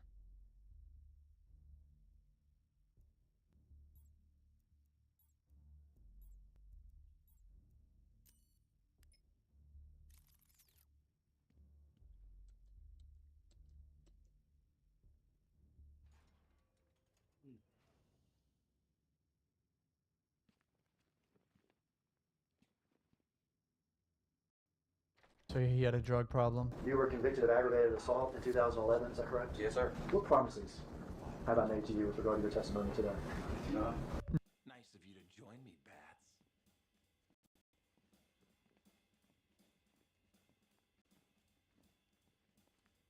Don't be shy. There's room up here on stage for two. No, really, I insist. As you can see, the crowd is so excited, it may just explode! Nobody serenades you but me, Bat. Take it away, boys. Take me on home. To the asylum. Never alone. In the asylum. None. No promises. I told you that you're not going to testify and walk out of here. Yes, you told me that. Do you know that you're going to prison? Yes, sir. Have I told you that it's very important, though, for you to tell the truth? Yes, sir. I told you it's important to tell the truth because I said so? Yes, sir. And because the judge will evaluate whether or not you told the truth? Right. And have I told you it's in your best interest to tell the truth? Yes, sir. Once I came to my senses and Justin had wrote me a kite. So you said after you arrested you came to your senses, is that correct? Correct. And you say that Justin, is that the defendant in this case? Yes, sir. Had written you something that you called him? A kite. A kite? Okay. Without saying what was in there, hiding. That's a letter, is that right? Yes, sir. Without saying in that letter, after you received that letter, did you decide to tell the truth? Right. And what did you do once you decided to tell the truth? I had spoken with my lawyer. And thereafter, have you met a few times with detectives? Yes. Would it be fair to say you did that because you realized you had been caught? Yeah, I've been caught and I got a conscience too. Now they don't know my senses. Yeah, I got a conscience. So he's saying he knew he was caught and he had a conscience. That's why he flipped. All right, so whose car is that? It's Young Dow's car. All right, and you say we. Who saw this car? Me and Jessica. This is so crazy. Like him snitching, telling they were hunting down Dolph in his car. About how long had you been knowing Justin? Oh, 3 months. A few months. About how many times do you think you've been around him? Up 10, we went to the club together. And for the record, I know that it's a formality, but for the record, can you point him out in the courtroom and tell me what he's wearing and stuff? Yeah, the young brother over there with the button-down shirt, blue and white button-down shirt. We knew that, you know, they had heat on Dolph in head or whatever, so... Who had a hit on whose head? Big Jook had a hit on Dolph head or whatnot, so... How do you know that Big Jook had a hit on Dolph's head? Quick had told me about it, quick, and you know what I'm saying, just... How much money was it supposed to be? $100,000 on Dolph head. And had you agreed to do this hit? Yes, sir. Had Justin agreed to do this hit? Yes, sir. Were y'all going to do it together? Yeah, they been on it, yeah. Were there any arrangements as far as splitting money or anything? Yeah, me and him supposed to be giving Quit 10,000 apiece. All right, so you and him were going to give Govan 10,000 apiece? Yeah. And how much were you going to get? I was getting 40, he was getting 40. Holy shit. What's this man writing down with this pen and paper? Spoken with Justin about this? Yeah, we did. Not something that just happened this day, but something that was in the process for weeks? Yeah, Had you and Justin talked about this particular day before? we just knew that it was turkey drag on every day that week. Okay. You knew that, the fair said you knew Dolph was involved in these turkey drives this week before Thanksgiving? Yeah, we didn't know we were going to catch him, but we knew he did his artist. They knew about his turkey drive where he's being a nice person, giving back to the community, giving out free turkeys to people. They knew he would be around there. These fuckers are evil. And that was going to be y'all's business this week? Yeah, that was like easy. When he arrived at the house, do you remember what he was driving? Oh, white Mercedes Benz. He's so cooked. His own co-defendant saying, yeah, he was driving the white Mercedes. Were there any guns in the car? Yeah, they was on the back seat in bed. Do you remember what kind of guns they were? A Draco, handgun.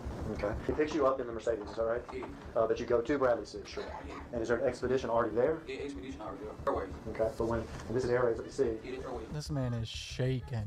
how'd y'all know it was Dolph? Everybody know, you know, had Kanye, on the T cars and stuff. Yeah. People in Memphis knew about that rap, right? Yeah. That camouflage white, green, and blue rap. Did you say anything, or did Justin say anything? We was like, hey, little dog right now. All right. What did y'all do? We received the trailer. This is what your dishwasher looks like after 1 year. It's a colony of billions of mold and bacteria living deep inside your dishwasher that not only make your dishes cloudy and dirty, but can cause serious health issues if left untreated. The only solution was to disassemble your washer. Soak it in bleach and hand clean every nook and cranny, which Even Alfred's received the trailer. So y'all are following him on Airways? Yeah, right over. It's me. Hold on. All right, I'm not gonna be able to show you guys this, but the guy with the AK-47 looks like he's never shot a gun in his life. He's literally jiggling the gun everywhere while shooting it. Which one of the guns do you have? I got the little Draco stairs on. Okay, that's that semi-automatic weapon, is that right? Yeah. You ever shot that thing before? I ain't never shot. That's you. Who are you shooting at? No. Smaller handgun, is that right? Yeah, bad baseball hat, bad pro baseball hat. You're firing this crazy thing. What you see? What are you feeling? Nothing at the time. I ain't gonna even let it. I don't feel nothing at the time. I was just Trying to get some money? What a fucking shit show. Taking a life for money. Take a wild guess. Do you think he actually got paid the 40 grand? You'll see how much he gets paid. Was he able to say anything to y'all, or was he able to run or get away at all? I shot through the glass, so I wasn't close up on him. I was shooting through the glass. Okay. I saw him standing by the window. I just got out and started shooting. There with a handgun. Who's that? It just, Did you know that he shot back at y'all? I ain't noticed until we pulled up. There was a bullet hole in my side window. I told Jeff, I'm hit. He like, I'm hit too. And he gives you the keys to the expedition? Yeah. You get inside to move it? Yeah. And then where does he put the Mercedes? He put it like right there with the expedition in the front yard. FaceTime Juke, let them know they was out work. Who FaceTime Jook? Just had FaceTime Juke, spelling out dog. You know what I'm saying? Let them know that we did it. And let's back that up. You said somebody spelled out Dolph. Who spelled out Dolph? Just spelled out dog. When you say spelled out Dolph, what do you mean? Like the sign language. With jailhouse sign language. like this would be an O? Nah, yeah, I think I don't know how to do it, but Okay. something like that. All right, so there was some signing that y'all just took care of Dolph. Where are y'all's guns at this point? Oh, we had them in the backseat of the expedition. brought them with you from the Mercedes to the expedition? Yeah. All right. You needed some medical attention or something. Yeah, he had called one of his partners, Justin had called one of his partners to bring me a wound kick, bring us a wound kick or whatever. Do you know who he called?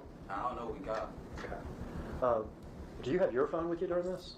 Nah, my phone, I had left my phone in the bin, in the safe bin. All right, so when you got in the bins from your house, did you have your phone with you? Yeah, I had my phone, I put it in the glove department. Okay. When you got out to shoot off like we saw, did you have your phone with you? Nah, it was in the glove department of the bin. Okay. And tell me again what Quet said during these conversations? Yeah, we had to like get rid of the car. We had to move the car, get rid of it. So footage of them at the apartments now, after the shooting? That's his cousin, I would imagine. Can stop it here. Drop. So he's shot right here. That's why his shirt's all fucked up like that. Or just got out. Who's that? It's me. You got your shirt all messed up, don't you? Yeah. Why is that? I'm bleeding. I'm shot. Go, and we saw somebody get out the passenger side. Is that right? Yeah, it's just. All right. Gray sweatpants, black hoodie, and that hat we saw is Justin. Is that correct? Correct. Same outfits that y'all were wearing during the murder? Correct. Same outfits and everything, man. Y'all go inside. Tell me what y'all do once y'all get inside. We go to change clothes. We change clothes. We didn't talk too much to her about nothing. We ain't nothing like this. He doesn't have the hoodie on anymore, does he? Nah, we had change clothes. This guy is so cooked. What are these things in his hand? Oh, that's the wound kit. Walgreens, baby. It's a wound kit from Walgreens. Do you know what happened with those guns? I don't know. Have you ever seen them again at all? I ain't see Justin no more. Did Justin ever tell you what he did with the guns? Nah. Jesus, he never saw the guns again? Sleep good? Sleep bad? How were you? I had passed out the night. I had blacked out in the bathroom from losing too much blood or whatever. So my girl had got me big up and stuff like that. Were you worried about your physical condition? Nah, I wasn't worried because I knew long as I wasn't bleeding out the mouth, that I was okay. As long as I ain't no blood coming from my mouth, I'm straight. I've been shot before, so. Since there's no blood coming out of his mouth, he's gonna survive the gun wound. It's not really how it works, but. And that's true. You didn't have a beef with Dolph, did you? I ain't even know though. I ain't gonna do that. I ain't gonna do no bid. You never met him a day in your life? I met him a day in my life. I just want the money. We can call what y'all did here whatever we want to call it, but you're not a professional hitman or anything, are you? Nah, I ain't nothing. You telling me Drew said, too hot right now. He gonna get with us and all that, too hot. So they never got paid. It was too hot for them to get paid. And when you cleaned it off, was it daytime or nighttime? It was nighttime. Cleaning out this Shot Mercedes. everything, yup. Shot You get shot in the shoulder. Dude, they had no plan after the killing. I don't want him to put it in the mailbox, but he said he had a letter with it too. $500 in a letter. $500 in a letter. Yup. And obviously you're supposed to get $40,000. Right. But you got $500 in a letter. You saying right here, yeah. And what was the substance of the letter? Saying that Drew said if we get caught up, he gonna make sure we had the best lawyers and all that old stuff. We hot right now. Imagine committing a murder and getting $500 in your mailbox for it. I don't know who it was, but they got out $300. $300. Yup. So now he's at $800 for a murder. We've been paid about $800. Yup. Is there any other payment coming? Nah, all the payments stopped then. All the payments stopped. Everything stopped. Is there any time that you or your girlfriend or anybody received a large payment? Good work, Robin. No problem. Call it my contribution to music. Let's get Golden Tonsils here back to the cells.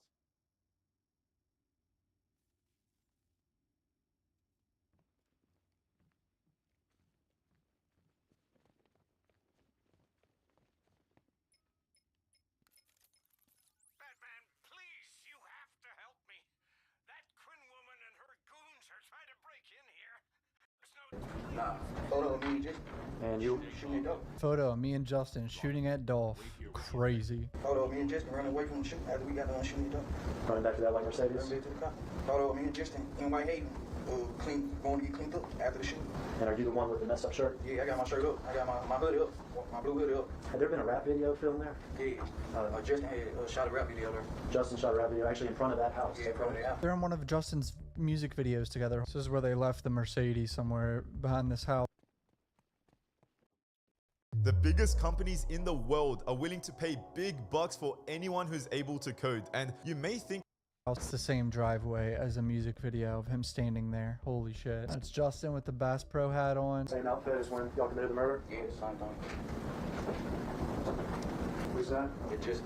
Same outfit? Yeah, same outfit. It just... enough to leave.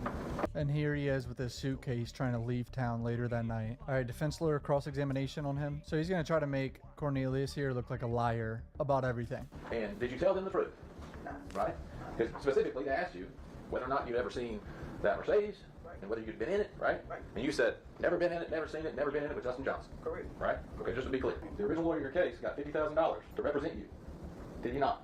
I don't know exactly how much you get. I don't know. I can't say. All right. How the fuck did he afford $50,000 to his lawyer at first? Came from CMG, right? Yeah, I don't know exactly who, but yo. All right. Dude, CMG is cooked. So you talked today. You got paid for what you just testified to, didn't you? I got locked up. You got paid, My right? lawyer was paid. You got $50,000 to pay a lawyer, right? I didn't get it in my hand. Great. Your conscience wasn't bothering you that bad, right? You said your conscience started bothering you, but not bad enough not to take the money for the job you did. I mean, I see the point, but so at first he was trying to fight it, clearly, and then he switched. And you said he's there with his money, getting out of town. To be clear, you don't have any direct knowledge of Justin Johnson getting a dime for this, right? Nah, I ain't got nothing. Okay, so you can't say he's leaving with his money, right? Okay. So, Mr. Justin, you're saying Mr. Johnson sent you something saying he actually said he didn't do it, right? Nah, he didn't say he didn't do it. He said cut him loose and take Juke and quit down with me because they ain't messing with us. Oh, you mean tell the truth? Nah, he didn't have anything to do with it. Tell the truth. Nah, he said he take you down, follow. Cut him loose, let him go. Okay. And tell him to quit and him change codes and quit with me instead of him. Bro was trying to make him take the whole downfall for everything. That's crazy. Did you get it directly from Justin Johnson? Nah, Did you see him right? He said, did you get that? Did you get that? Did you see him right? Nah, I ain't seen him right. I mean, another part. And you would agree with me, the truth doesn't change. It's the truth, right? Yeah, the truth. You know, quit, brought me in and sent me over to the police and kept me. So, might as well tell the truth. We gonna tell the truth. Okay. For the first time ever, you testified that you wiped that Mercedes down. You've never said that before. No, I ain't know. You never told them. You never told them that you wiped that Mercedes down. I never told detectives when I talked to them. Nah. Why would you not tell them? They've asked you every question under the sun about this case, right? I said detectives. I never admitted that I was involved in detectives when I first got locked up December 9th. Why didn't you tell them in August you wiped the car down? We were talking about something. You know, we should have my man brought. Bro, his high-pitched voice is killing me. You don't recall them asking you and you saying Justin said he had someone wipe the car down. Yeah, he told me he had somebody to wipe the car down too. But you didn't think to ask him, I right? told him that I wiped it down. He said you used the right stuff because I got somebody else to wipe it down. You know what I'm saying? But if you were telling the truth, you wouldn't have any trouble, right? Going, did I say that or not? Because you know you didn't say it because you told the truth. Well, at the time, he was being interviewed by police and he wasn't snitching at. He was trying to fight the case, so he was clearly telling lies. He's not going to remember all the lies he told them or why he didn't say certain things. This time or that time? I can tell the truth all the time, all along. Okay. When you were interviewed by law enforcement in August, they asked you that. And you said, I think he had the same deal with Justin. Right? So do you know it or do you think it? I probably did say that then, but basically I'm saying the same thing I said then. So you're not sure? I'm saying the same thing I said then. Okay, that you think he did. I'm putting it the way you put it. What I know, you know what I'm saying? What I know. All right. Well, if you know it, why would you tell them then that you thought it? I think he got it. Why wouldn't you go, he got it? Or he had the same deal? I was there. Yeah, because just ain't bring me my money, so I don't know what he got with me. You know what I'm saying? So, okay. You know what I'm saying? Find inconsistencies and prior inconsistent statements, but it's not really stuff too important. I mean, your boy's caught on camera several times, so. So you wiped down, where'd you wipe down on the inside? Like, the armrest, the seat and stuff, and go.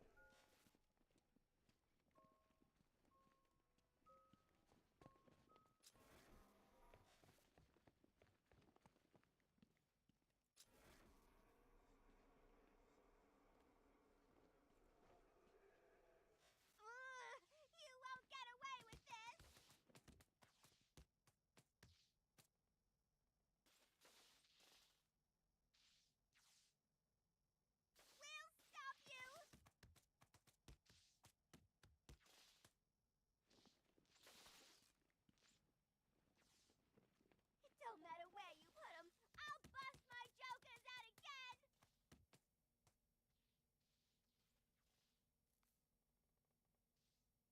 You won't keep me away from Mr. J!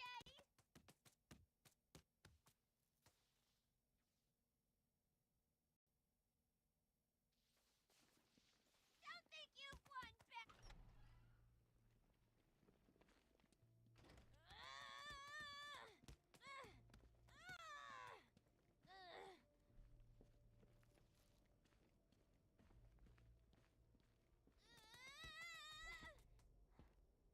Put me down, bat freak!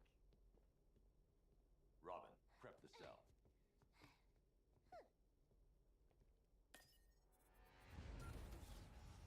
No, no, no!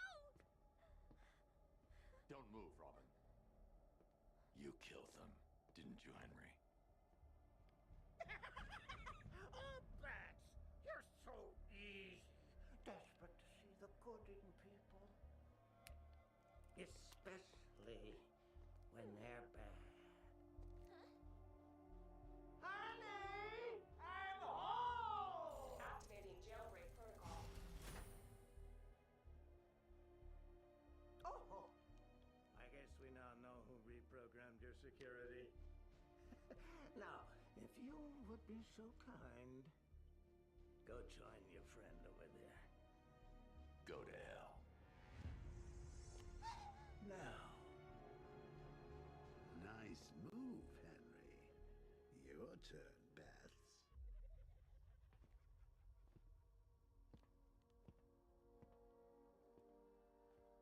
Evolution's a funny thing.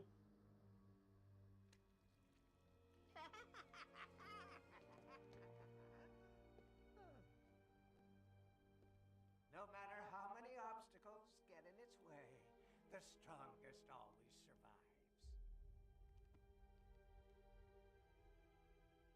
Still, you know what they say about evolution? Even amoebas can do it. What are you doing? Purifying the gene pool. Even I don't know which side to root for now. Goodbye. It's been educational. I changed my mind. Kill, kill, kill it! Now that's unexpected. You're gonna be spectacular.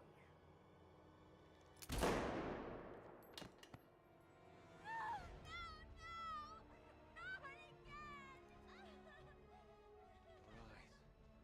You're the last Joker. That other cell's for you. I need to stop Scarecrow. When I'm done, I'm locking myself away. What if you fail? You'll be too dangerous. I won't be able to stop you.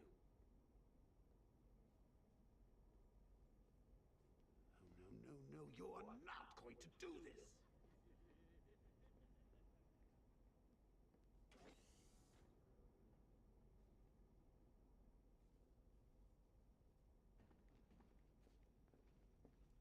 You need to get in the cell. It's the only choice we have left.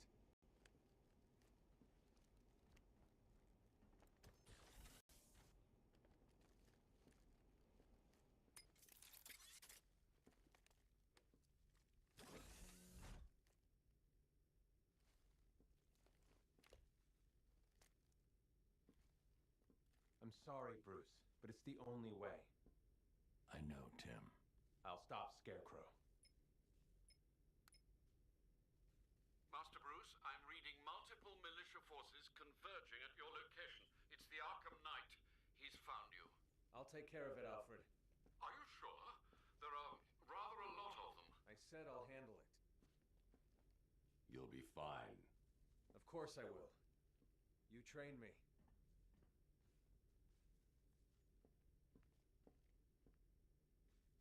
Security lockdown initiated.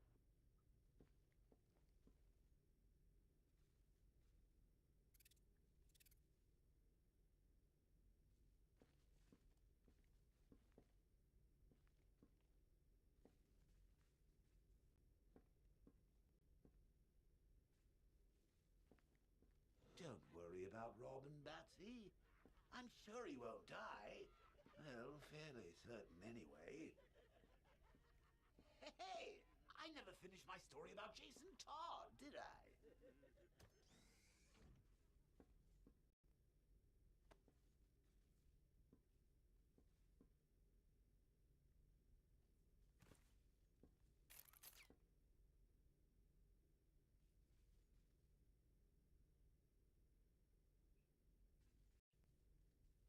You're seeing Skechers' famous glide step footwear everywhere. And now that famous design is available in hands-free Skechers slip.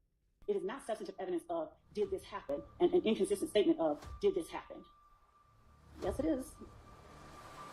As it relates to, are you typing something on the computer? What you typing on the computer? Again, I have, as I said, I have to confront him with certain. You don't at this point because he has said, I do not remember a single thing about that interview and I'm not going to. Day 135 of the Young Thug YSL RICO trial was painful. Miss Love questions Quindarius Zachary about what he told police in 2015 and 2016. Quindarius is on the stand and he's in pain and asking for drugs. If everything he told the police in 2015 is true, he is a snitch because he was telling them a lot of information. You'll see. Hit subscribe. Let's go, boys. All right, Quindarius Zachary back up on the stand. He's not looking too happy. Looks tired. 2015 interview that you had with Detectives Gaither and Dennis. Do you remember that? Okay. When you say you don't remember, what are you talking about?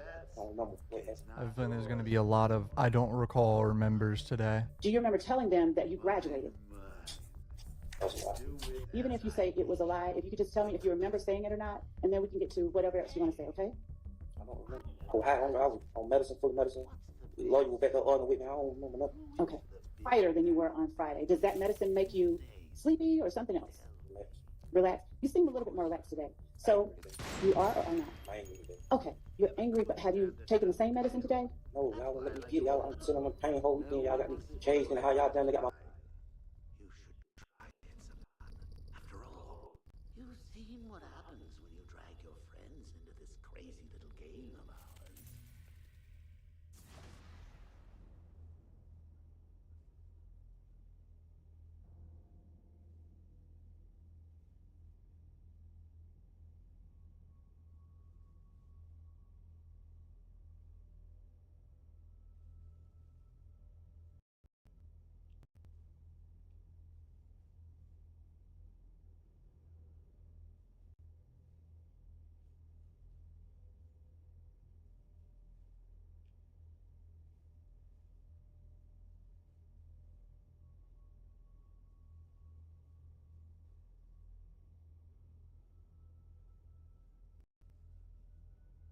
My mama, like, she locked up. Like, can't leave the house, can't do none of that. Like, and that makes you angry with the state, right? I'm going through withdrawal, yes. I'm angry. Okay. No, they tell her when she can leave, this and that. I ain't agreed to none of that.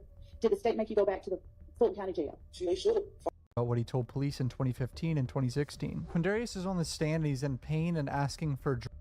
If everything he told the police in 2015 is true, he is a snitch because he was telling them a lot of information. You'll see. Hit subscribe. Let's go, boys. All right, Quindarius Zachary back up on the stand. He's not looking too happy. Looks tired. 2015 interview that you had with Detectives Gaither and Dennis. Do you remember that?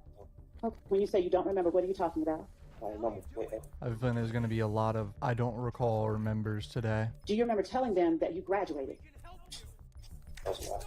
Even if you say it was a lie, if you could just tell me if you remember saying it or not, and then we can get to whatever else you want to say, okay? I don't remember. I was on medicine, full of medicine. The lawyer was back up arguing with me. I don't remember nothing. Okay. Quieter than you were on Friday. Does that medicine make you sleepy or something else? Relaxed. You seem a little bit more relaxed today. So, you are or are not? I ain't really. Okay. You're angry, but have you taken the same medicine today? No, y'all won't let me get it. Y'all, I'm sitting on my pain whole weekend. Y'all got me changed and how y'all done. They got my mama, like, she locked up. Like, can't leave the house, can't do none of that. Like, and that makes you angry with the state, right? I'm going through withdrawal, yes. I'm angry. No, they tell her when she can leave, this and that. I ain't agreed to none of that. Did the state make you go back to the Fulton County Jail? They should have. If I let my family feel like they locked up all the way out, I ain't tripping. I ain't want to be scared of jail. I only did 8-9 years. I ain't scared of jail. Did you want to go back to the jail? Maybe not. Did you tell the court you would rather be in the jail than be at your Why mom's? let y'all just keep my family through this for something I did? I'm a grown man. I got my own house. I got my own everything. So he's clearly just frustrated that over the weekend, I would imagine they were being very bossy and not letting his mom leave. Listen to the whole question before you answer and try to answer the question that is asked, please. Now, were you handcuffed inside your mom's house? I might well. Y'all took my phones. I can't do nothing. Are you taking the drugs now that you said caused you to talk too much? Oh, I just told you y'all would let me go get them on withdrawal. Okay. We're wasting this much time on the drug situation. Let's go. Clearly he's going to be like, I don't recall. This witness is f***ing pointless, like always. You don't understand the questions that I'm asking. I don't understand about my case. That's all I understand about. Did you know your mother's phone number on August 5th, 2015? I got you. Did, but did you know it on August 5th, 2015? If you don't remember whether you knew it, do you know the last time or the first time you learned your mom's phone number? I'm gonna kill myself. Like, actually, this is all so pointless, dude. Your Honor, prying into the witness's answer, but the court allowed me some leeway to establish when he would have learned his mother's phone number, because that is a phone number that is relevant. No? Okay. I think the defense is objecting in the background, like we can't hear it, of course, to 403 waste of time objections, I would imagine. And just now when you paused, what were you doing? Listen, man, I got ADHD. I'm not all over the place. And I'm up there in pain, hurting. You just be asking me questions. He said, listen, I got ADHD. Could you please ask me some better questions? In that interview with Gaither and Dennis, did you tell them about your game? I would tell them about something I don't know about. I don't know. Mr. Zachary, have you watched any of the social media or any of the prior testimony of other witnesses, any witnesses, in TikToks, in Reels, or anything at all about other people testifying in this case? I'm a TikTok person. Okay, that's fine. So is that a no? You've not seen any other testimony in any other way in this case? So you have no idea who else has testified? Were you told by anybody to just say, I don't remember?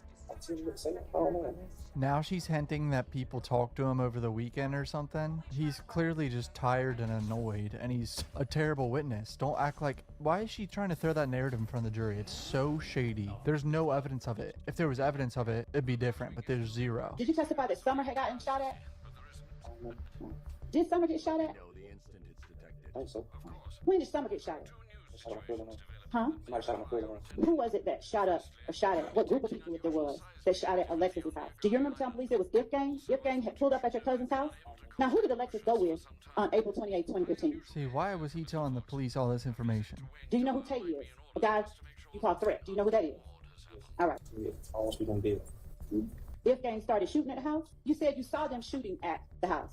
I'm gonna say who I saw shooting. Do you remember telling Detective Gaither and Dennis that Summer told you, or Alexis told you, that If Gang was shooting at them from deep in the parking lot?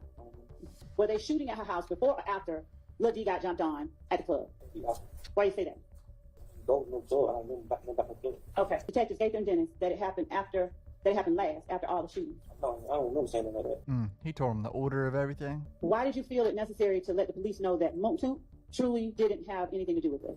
Okay, but why did you find it necessary to tell them that? Me and Montun had a bad relationship with anybody, so Had the knew I what? was going to jail. You had the best relationship, you said? Yeah. Lil D told Montun that he was shooting at somebody that night. He didn't shoot at nobody that night. Do you remember telling police about Lil D telling Montun that either he was shooting at somebody or somebody was shooting at him? Isn't that hearsay though? Because it's like 3 people involved. It's Lil D telling Moontunk, and then Moontunk telling him. Like, Jesus Christ. Like, this co-conspirator rule is bullshit. None of this should be coming in. What about 30D? Where is that? What is 30D? Do you know anything about 30D? This witness is pointless as fuck, dude. From a juror's perspective, I don't see how this helps them that much. I say it every time. It makes them look like a bully. Did you tell police initially that Demekion told you who had shot at the houses? Did Demekion tell you that Shannon and some other boy named Tay and Demekion shot at the house? She just brought up Shannon. Uh-oh. Max Sharp not gonna be happy. I'd like to approach and not have this. This is not hearsay or spilling the beans for 2 reasons. Because he later, when confronted with knowledge police had, told the truth. First, he lied and said Lil D told him X, Y, and Z. So we're not offering this to prove that Lil D told him that. Our belief is that Lil D didn't tell him that. But we do need to show, when he's sitting here telling the jury on Friday, that he and Lil D came up with a play, and that play involved implicating Montun, and that Lil D told him that Lil D had told the police on him, Quindarius, and Montun, and that he wanted to get back at Lil D for implicating Montun. So therefore he said Shannon.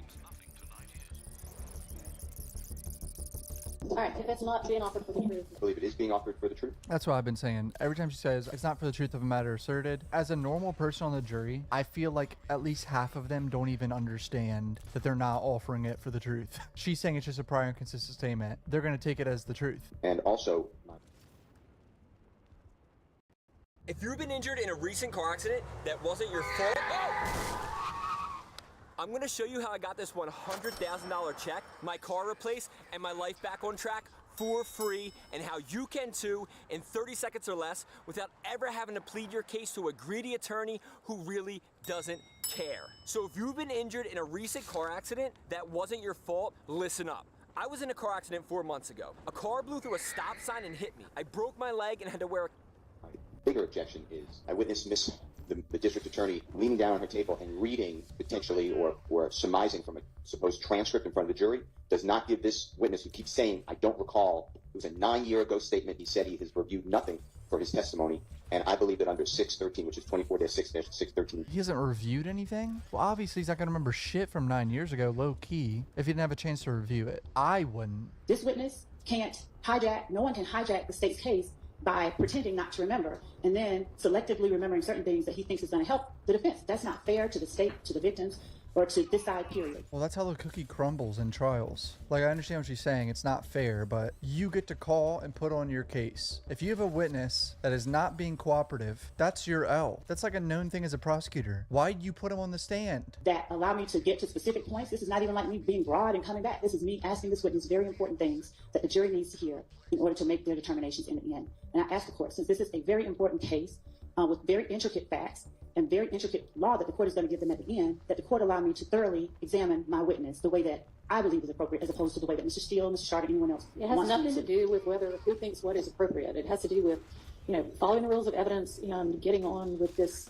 incredibly lengthy trial. So what's something that he told the police that... The judge is over this shit, dude. It just seems like there's a more direct way to impeach somebody, if that's what you're trying to do. That's a nice way of the judge saying you're taking too long. I'm not necessarily trying to impeach him. I'm trying to ask him to tell the truth.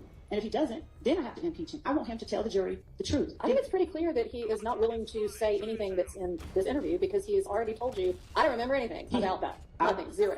I apologize for interrupting. Oddly enough, though, he has told us some stuff that's in this. Well, maybe Friday he did, but no, today he's he not. has. Today he has as well. So the objection was hearsay, and you were saying that you weren't offering it for the truth. And I guess, do you expect the answer to be no, Demekion didn't tell me that? I know for a fact that later on in the interview, when David literally gets up ready to leave, he starts admitting the truth. He starts admitting something different. So, correct. I believe that his account that Demekion is the reason he knows certain things is not true. And I have to present, and I'm not going to hide from the jury the fact that he first lied, because that would be the first thing they say when they get up on the cross. You lied at first, and you were in Fulton County Blues, and so you lied, you just lied all throughout trying to help yourself. I think it is very relevant and very important that the state be allowed to put up its case in a way that is impactful, effective, ethical, permissible, and right, and within keeping of the rules of evidence. Okay, so anyway, but my ruling on the hearsay stands. Your Honor. Yes. I believe that the way that the prosecutor's doing it, though, violates OCGA 24-6-613.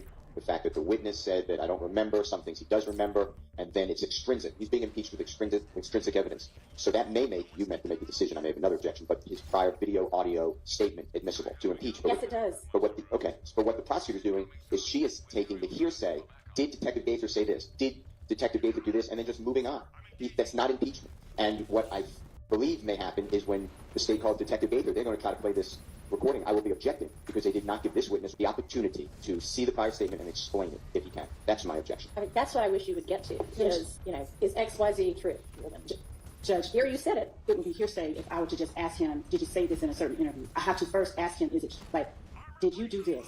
And then if he says yes or no, well, then I have to confront him, bring to mind. Why are we getting to the facts, though? Why? It's not really that it matters, did you say this? If we know he said it, just ask him, is it true? And then impeach him with his statement. Because whether or not it's true is entirely different from what... Okay, I'll back it up. I'd like to raise a 403 objection. If the state intends to go line by line, or pretty much line by line... That would be sustained. 100-page transcript. Well, then I'm not going to argue anymore if it's going to be sustained. Thank you. That's good the judge isn't going to let her go through the entire transcript. Holy shit, that takes so long. 403 objection, I assume, would be made as to a specific question, not the whole... No, the fact that you seem to be going line by line through this transcript. Your Honor, practically line by line through this transcript. Your Honor, again, as I said, I have to confront him with certain... You don't at this point, because he has said, I do not remember a single thing about that interview, and I'm not going to remember a single thing about that interview. But the facts that he alleged in the interview have not been put upon him, and the record will only reflect that he said the things in the interview. The record will not reflect it as a substantive proof of some fact asked about in the case. All that has been proven is that he said it in the interview, not that the substantive underlying core was put upon him and he lied about that. You do not have to put upon him every sentence that he said if he has established sufficiently, which he has for me. He does not remember. I don't remember is equally a way to get to extrinsic evidence of a prior inconsistent statement as, no, I didn't say that. And Your Honor, if he says, I don't remember the fact that I'm asking him about, that's one thing. But Judge, this idea of looking at, they don't know what I'm holding, but the idea of that I'm looking at something and asking him, they think line by line, is an improper way to gauge whether I'm properly asking the questions, because I'm asking him substantive questions. It is not substantive evidence of, did this happen? And an inconsistent statement of, did this happen? Yes, it is.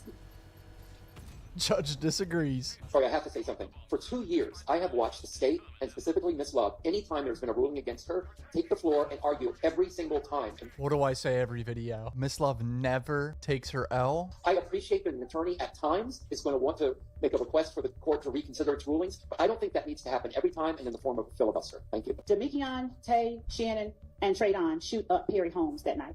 No, I did. Okay. Did you tell the police when you first went in that Demekion, Tay, Shannon, and Traydon shot up Perry Holmes that night? I told you I was trying to take everything off one time, so I was just lying. Did you tell the police that you had not talked to him lately? Objection 403. Your Honor, yes. Given what has already been said and what we believe will come out, we believe that it is not in any way a waste of time to show the jury certain things that this witness said about Moncton and the last time that he talked to him. And in order for us to allow them to be able to consider certain things substantive evidence, they have to hear what he said, and I have to confront him with it. This is embodied in what we talked about on the break. Sustained. Your Honor, may I ask what it is that I should not do in terms of, if you want to come up here to the bench, you can. Okay. What a disaster. Judge is annoyed that that's not what they discussed during the little break, figuring it out, and she's still doing the other shit, wasting time. I'm asking you whether you knew the police had your phone records. Yes. Okay. Do you remember talking to them about Montoon's number? And by them, I mean Detectives Gaither and Dennis in the August 5th, 2015 interview. I mean, I already knew Montoon number. I never gave him Montoon number. And did you try to convince the police that the only way you knew the details of April 28th was that Demekion had told you? This man Demekion was telling everyone everything. And Demekion, the ones that actually shot up the houses? No, I didn't. All right. By yourself? You and Garlington. How many guns y'all have? What does that mean? Do you have a car? And do you have a clean driving record? Did you know you could pay as low as $19 a month in car insurance? How? It's super...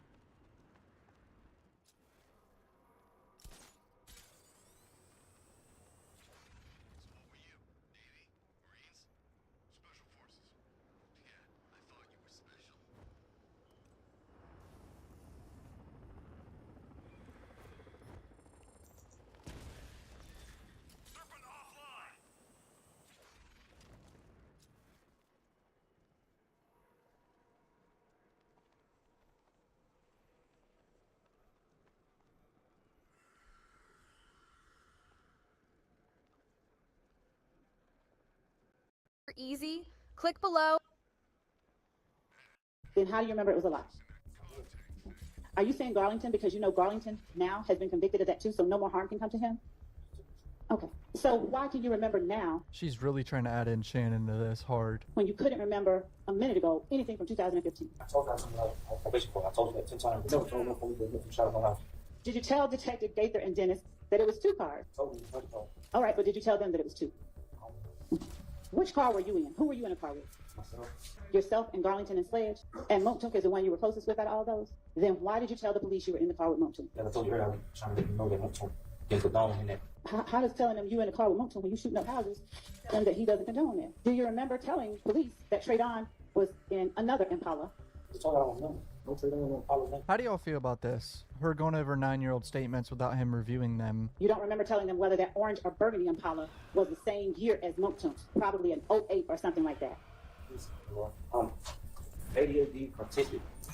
I don't know. I just be talking. I don't know. You got research on me before y'all even try to put me in interrogation or whatever it is. Okay. You said you're ADHD and autistic? ADHD and autistic? So was your answer you did not know that Philo and Dee lived on 1428 Adele Avenue? Can you do it again, Mr. Zachary? Can you let me finish? Okay. Mr. Zachary, has to hear this information. What a disaster. Great witness for the state. Do you remember telling the police it was right after Demekion got jumped? Do you remember how you knew who it was that shot after Demekion got jumped? Did you?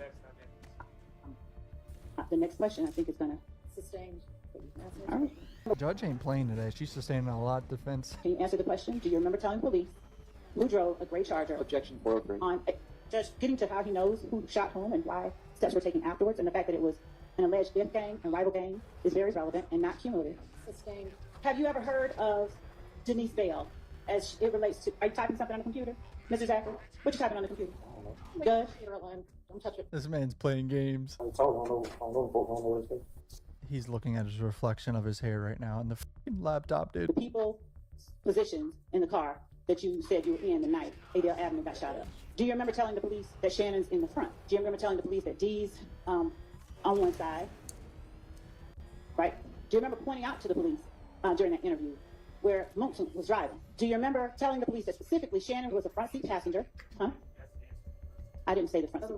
Do you remember telling the police that Shannon was a front seat passenger? Do you remember telling the police that you were sitting behind Shannon? Why are you asking that? It don't make sense to me. He was there. I mean, so. Mr. Zachary, will you please answer the questions that I'm asking? Do you remember telling the police that Shannon was a front seat passenger? Bro said who got charged with it. Telling the police that you were sitting behind Shannon?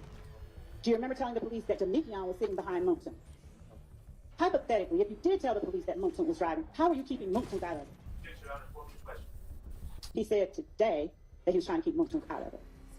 How does telling the police that Montoon was driving keep Montoon out of the shooting? You don't remember? Nope.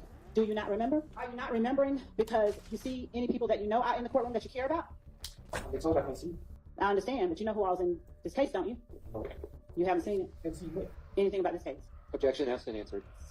Are you concerned about being labeled a snitch? I'm labeled prison. You know that. I understand that. And I ain't no PC. No, I took none of the. What is PC? Because I know that they don't handle me nowhere. I'm in prison. Okay. All different types of states. You know that. Okay. Oh man, what a I don't even know what to say. Who got out of the car and who stayed in the car? I think I asked you this, but have you ever worn dreads around April 2015? Do you remember telling the police Shannon and Dee and Tay got out the car and Montum stayed in? All right, listen to the question she's asking and answer that question. And then you can explain if you need to. Do you recall telling the police that Shannon had a Draco 7.62? Say the winner. I won't that gun. That was my name.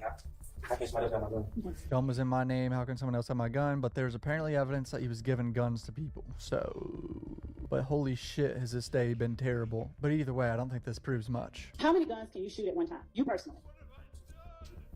At one time? How do you hold a chopper? How do you hold a 7.62 and a 7.23 and shoot them both at the same time? How? Show the jury. Your Honor, would the court please instruct the witness to show the jury? You're saying you can do it, so show the jury how it would be done. Do you recall telling the police that Tay had a 7.62? Because I knew that I only had 7.62. I knew that they know I had 7.62. Did you tell the police that Tay's gun looked like a big old deer gun? But did you tell the police that Demekion had Montum's gun? Did you tell the police that on April 28, 2015, Demekion had that gun? Did Woody trick you out of those guns? Did you tell the police that Woody tricked you out of those guns? Did you tell the police that you and Montum parked way back and Taynam got close to the house, like the front driveway or something? Do you remember talking to police about what you did on April 28, 2015 regarding ammunition? Objection asked and answered. You sustained this about what they did and what they got the police from. So, sustained. That was funny to you? You chuckled. Okay. Did you tell the police that Summer's cousin dropped you all off at the house? No. Was Summer scared to go back to her house? Objection. Calls for speculation.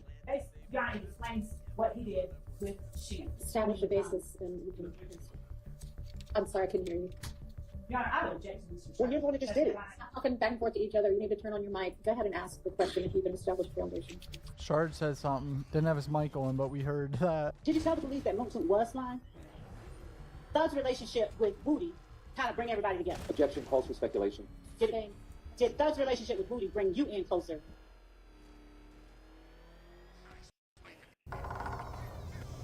Do you really believe you'll find dinner in here? Mung beans, expired clams, corrupted peanut butter? You don't need to look in the pantry for dinner when you can order almost anything your heart desires. Just lying. Did you tell the police that Thug starting to push it with Woody is what caused you to start hanging around Slime?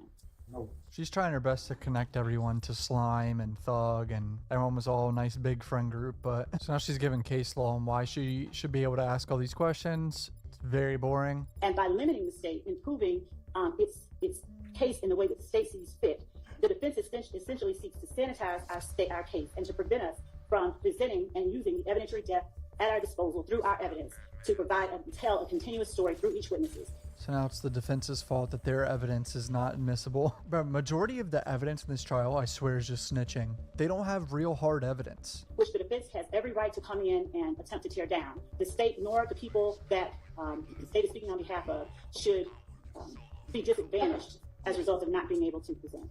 I appreciate the court allowing me to share that with you. Do you recall telling them that it occurred either in November or December of 2014? Do you recall? So this gambling house shooting, Thug's car got shot up here. Jeffrey Williams' car or vehicle was at the dugout on the date that the shootout occurred. Do you recall telling the police that during the shootout, Thug's window was shot out? The same thing Woody told the police, so. Thug said, nah, I ain't cool with them niggas, so they pay for my window. Do you recall telling them you're surmising that they were trying to show who had more girls, more money, or which one of them had more money? Objection 403. Sustained. Tell me how that matters to the state proving YSL's a gang. Them having a competition about who gets more girls and has more money. It literally doesn't matter. Thug would come into Crucial, give them money and stuff to throw, and Kel didn't want them to do that. Objection 403. Sustained. Your Honor, this goes directly to other matters that we have shown and intend to prove or show at trial. We would ask that the court allow the state to present this evidence to the jury. Object to the speaking. Judge just staged that shit. Judge just said, shut your ass up, man. Did everyone with a gun run out and start shooting? Do you recall telling the police that you did not run out because you didn't have a gun? Have you ever been shot before? Really? You don't know when you've been shot before? Objection, ask and answer. Bro said he don't remember if he's been shot. So him, Moontunk, and in the dugout bowling. And do you remember telling police that Moontunk told Woody and Thug that it was Kel who shot out Thug's window?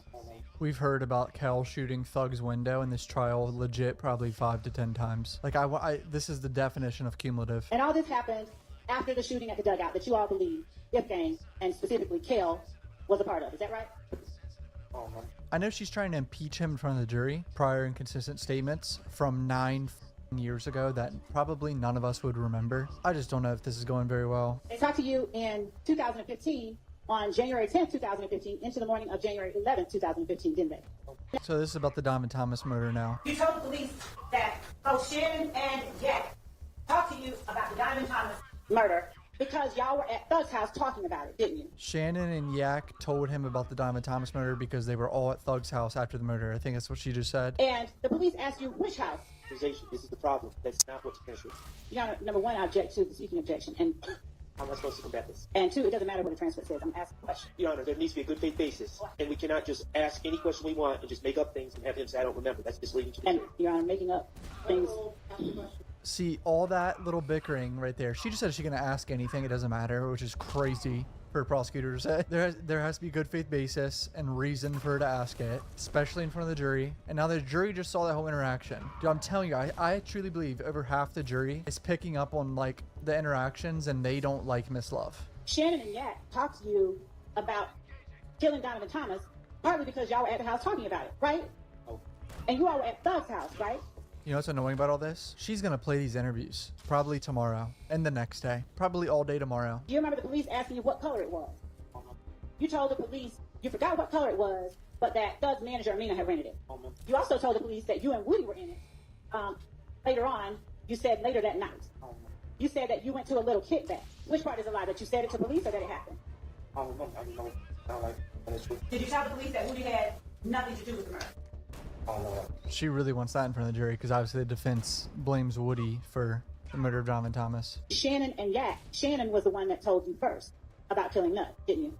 I don't know. And you told the police that both Shannon and Yak told you the same story, didn't they? Bro was snitching. Didn't you tell the police that you went to Thug's house? You had just pulled up at Thug's house and walked in with Moonton? I just told you. I remember just telling you I was sick. I wasn't there. You told the police that you all went to Florida after Donovan Thomas's murder, didn't you? I told you. I don't remember.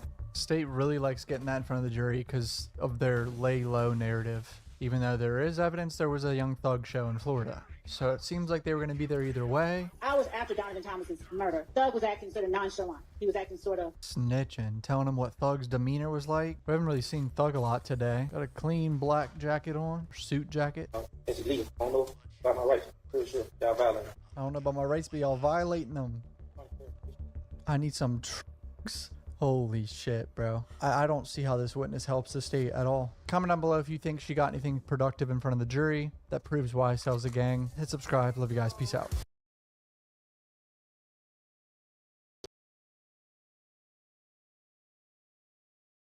Would you be interested in collecting 5-figure paychecks for a few hours of work, helping me in your spare time from home? DA Love wanted to remind your attorney Objection, that you're Your on Honor, 20 years that is probation. not relevant, and that is improper, and Mr. Chardon. Sustained. And we are back. A very brief introduction today, but first, go ahead and hit that like button for me. And did y'all know that we're doing this live now? For the past couple of days, I've been on live, y'all, so come on and join my live so you can hear my wonderful commentary live. Now, today, DA Love finished up her questioning of Quindarius Zachary. Y'all already know how that went. You seen our videos from yesterday.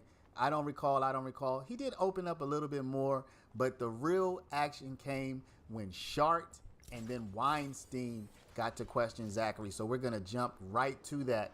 I'm not going to prolong this intro. Again, we do have the memberships, y'all. We're starting to gain members. If you want to get in on the ground floor of this wonderful thing we're doing, go ahead and sign up for the membership. Other than that, make sure you like, don't forget to comment and subscribe, and let's get right into it. Mr. Zachary, my name is Max Shard, and I represent Shannon Stillwell. How are you doing today? I'm okay. Maybe pull it towards you. It's on. It says it's on. Try that again. Mr. Zachary, my name is Max Shard. I represent Shannon Stillwell. How are you doing today? I'm okay. Okay, it's nice to meet you. We've never spoken before in our lives, have we? No. Okay. All right, Mr. Zachary, let's talk about yesterday. Okay? You weren't feeling well yesterday? Still not. Okay. You're not in the mood to testify, are you? Never was. Okay. Now, do you recall yesterday repeatedly saying, I don't know, and I don't recall? Yes. Okay, let's be real. When you said, I don't know, and I don't recall to some of those questions, that wasn't the truth, was it?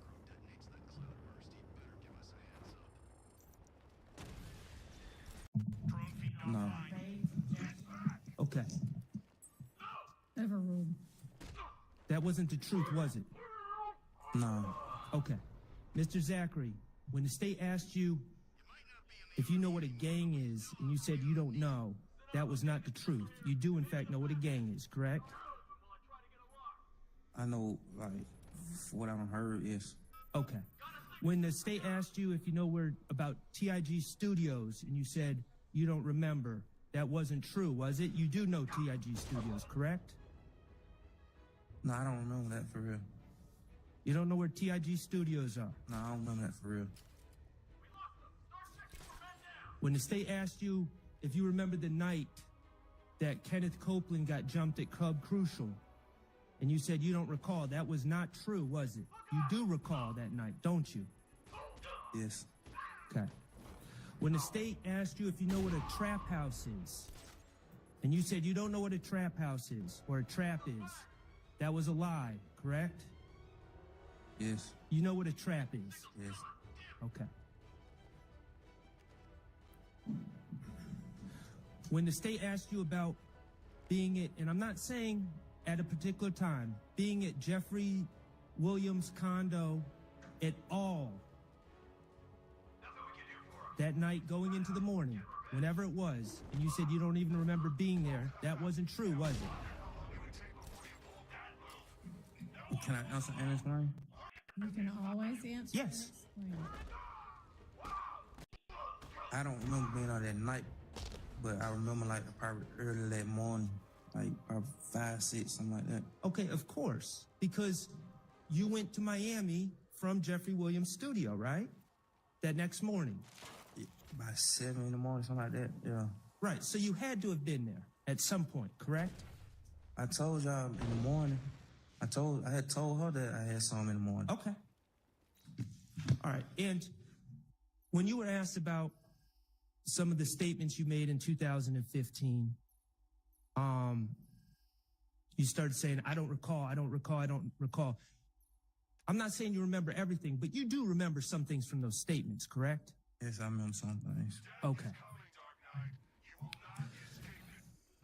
The reality is, you don't want to talk about the things you said in 2015. Isn't that true?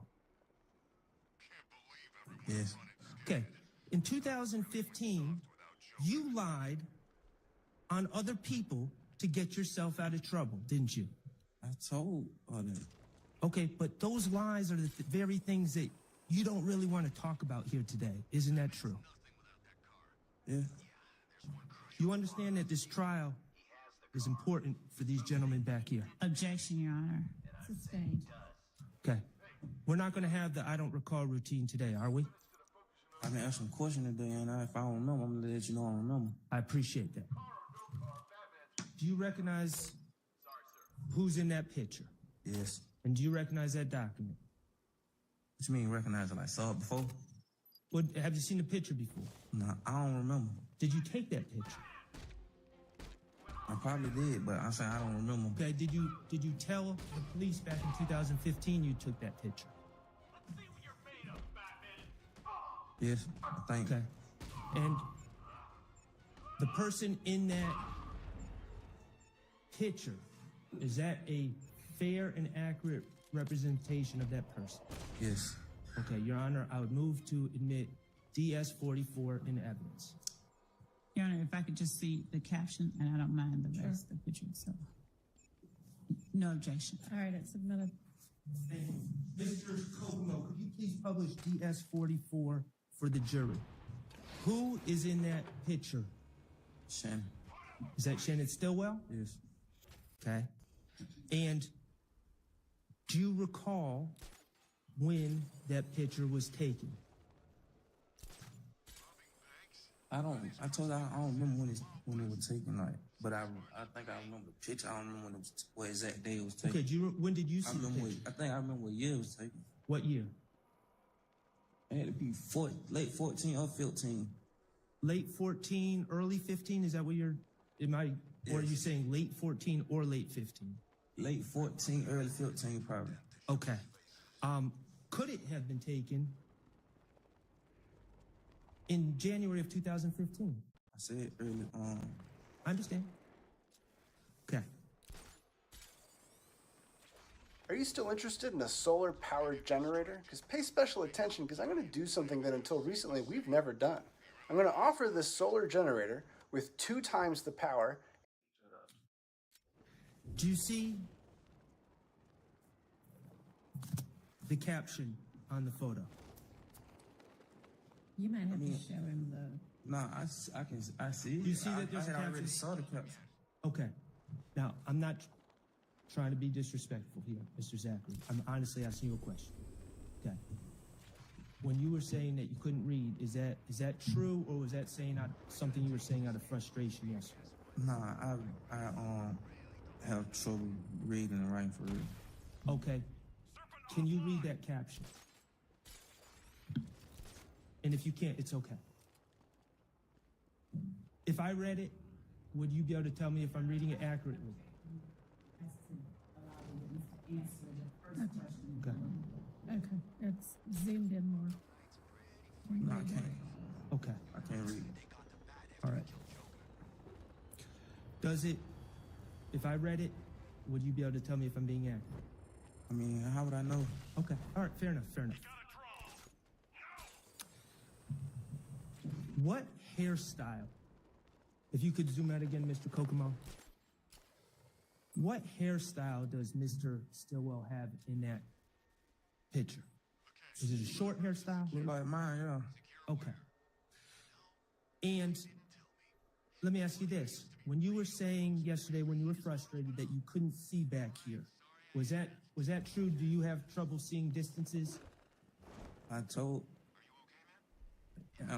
yes, and if they would have did all this research before they started asking me, they would have saw all these problems I had. Okay. And I understand. I guess my question is, can you see Shannon right now? Okay. Are you aware that today Shannon Stillwell has dreadlocks? I haven't saw Shannon and probably... Hang on just a minute. About the drugs? No, he said no, he can't, right? Isn't that what he said? He did. Hang on.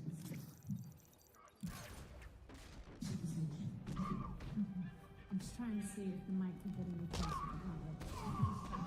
him. So we can hear you. So you don't know what Shannon's hairstyle is today? I haven't saw Shannon in like 10 years. Okay. Like 9 years, 2015, I've been locked up. Okay. So let me just ask you this. In 2015, throughout 2015, all the time you've known Shannon, has Shannon always had short hair? Yes. Okay. And all those pictures that the state showed you earlier today with Shannon in them, all those pictures showed Shannon with short hair, correct? The pictures that they showed me with him in, yeah. They all showed him with short hair? Yes. In 2015, Shannon had short hair? Yes. All right. And the truth is, he was also a bit skinnier than he is now, too, correct? I can't... He was skinny then. Okay. All right. Thank you for that. Now, let's talk about what was going on with you on August 5th, 2015, when you met with Investigator Gaither. Okay. As I understand it, on July 28th, 2015, you were arrested on a warrant, correct? You have to answer out loud. Yes. Thank you. And you were arrested on a warrant for the April 28th, 2015 incident where houses were shot up, correct? Yes. Okay. And the facts of that case, let's go through it. Demekion Garlington gets jumped at Club Crucial. Yes. Okay. Summer Good, who's your girlfriend at the time, and Alexis Bryant, who's your cousin, are also at Club Crucial. Yes. Okay. And your cousin, Alexis Bryant, at that time was dating a man named Trevante Turner, also known as Threat. Yes. Okay. There was a fight involving Demekion, and that fight led to threats against Summer and Alexis. It led against who? Summer, oh, excuse me. I'm sorry. Your girlfriend, SG, and Alexis. You said it led against them? It led to threats. They felt threatened. Oh, yes. Okay. And you were alerted to this. I think I told him that, yes. Right. Antonio Sledge shows up in his car at the house that you were at. Yes. You didn't go to the club that night? No. Okay.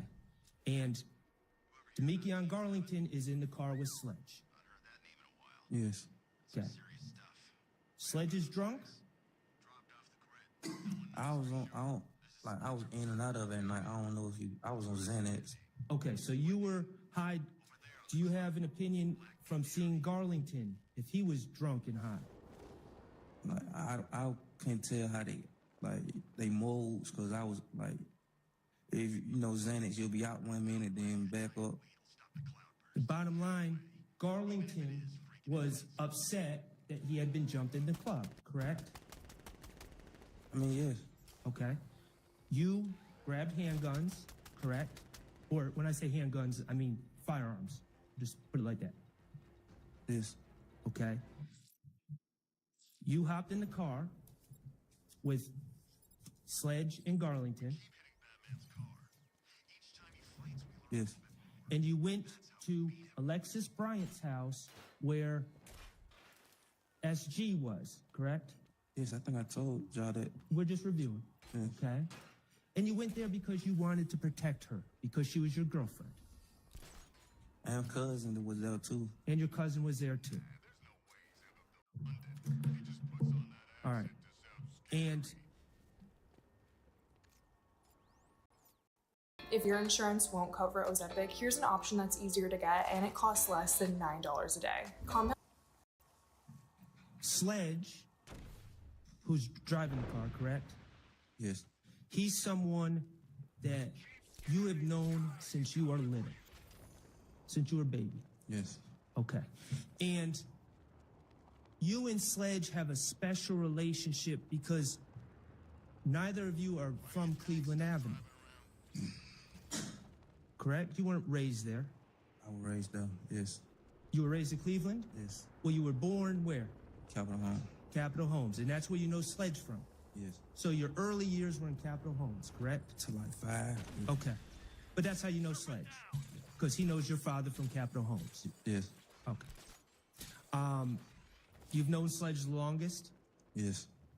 You're most loyal to Sledge? Yes. Okay. Your Honor, I'd ask for clarification about when he says most, is that relative to whom? Everybody in the world or just a certain set of people? So vagueness, objection. Ask for clarification. Can I clarify? I'll move on. You're most loyal to yourself, in reality, right? Yeah, of course. Okay. So, the three of you drive to Alexis Bryant's address on Landrum. Right? Yes. Yeah.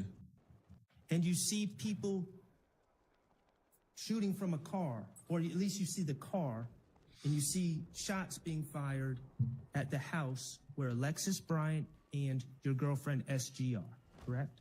Yes, I think I said that, yeah. We're just reviewing. Okay. And that upset you.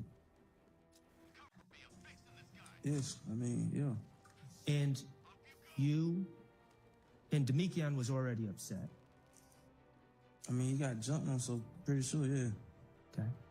And the two of you decided to get revenge on the people that were doing this to your girlfriend and your cousin, correct? You say ex-girlfriend, but yes. Ex-girlfriend, I'm sorry. A girlfriend at the time. Yes. All right. So you went to two houses, one on Adele, one on Drew Drive, correct? I don't remember the streets. Okay, that's fair. You went to two houses? Yes. After Landrum. Were you gonna say something else? You may. I think from what, it was a house and an apartment or something like that. Okay. All right. Thank you for that clarification. And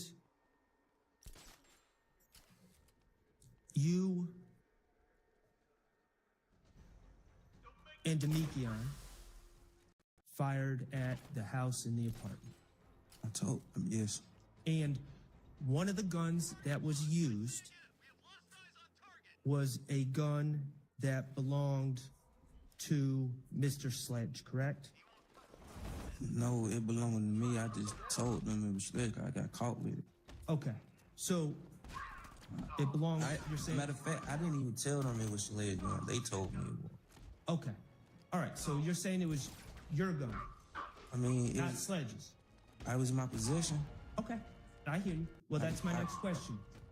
That gun, whether it was yours or Sledge's, you were arrested with it on May 7th, 2015, when you were driving around with Summer. I think, I thought it was May the 5th. I remember I told you I woke up 2 days later in intake, so they probably booked me in May the 7th. I don't. Okay. So May the 5th or 7th, we'll just say the first week of May. Yes. About either 7 or 9 days after the shooting, you are arrested with that gun. Yes. Okay. Your Honor,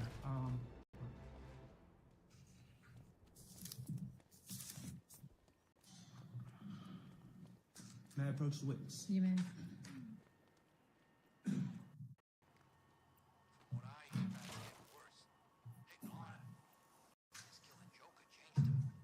Mr. Zachary, do you recognize what's in that picture? Yes. Yes. Is it a firearm? Yes. Is it a fair and accurate representation of the firearm that you know, that you know of? Yes. Okay, Your Honor, I would move to admit DS-48 into evidence. Admitted. Permission to publish. Amen. Mr. Kokomo, if you would put on DS-48 for me. Is that the gun that you were arrested with on May 7th, or May 5th or May 7th, 2015? No. It's not? No. Okay, is that a double barrel? Huh? Is that a double barrel shotgun? Or a double barrel gun with a banana clip? That's one, but that's not the gun I got caught with. Okay, that's not the gun you got caught with. No. Describe the gun you got caught with. It was like short. It was, I think, gray and black. It was about that size though, but it was about that size? Probably a little bit shorter. Did it have a clip like that? Yes. Okay. And was it fully automatic, semi-automatic? Semi, I think. I don't know the diff. Okay. Yes.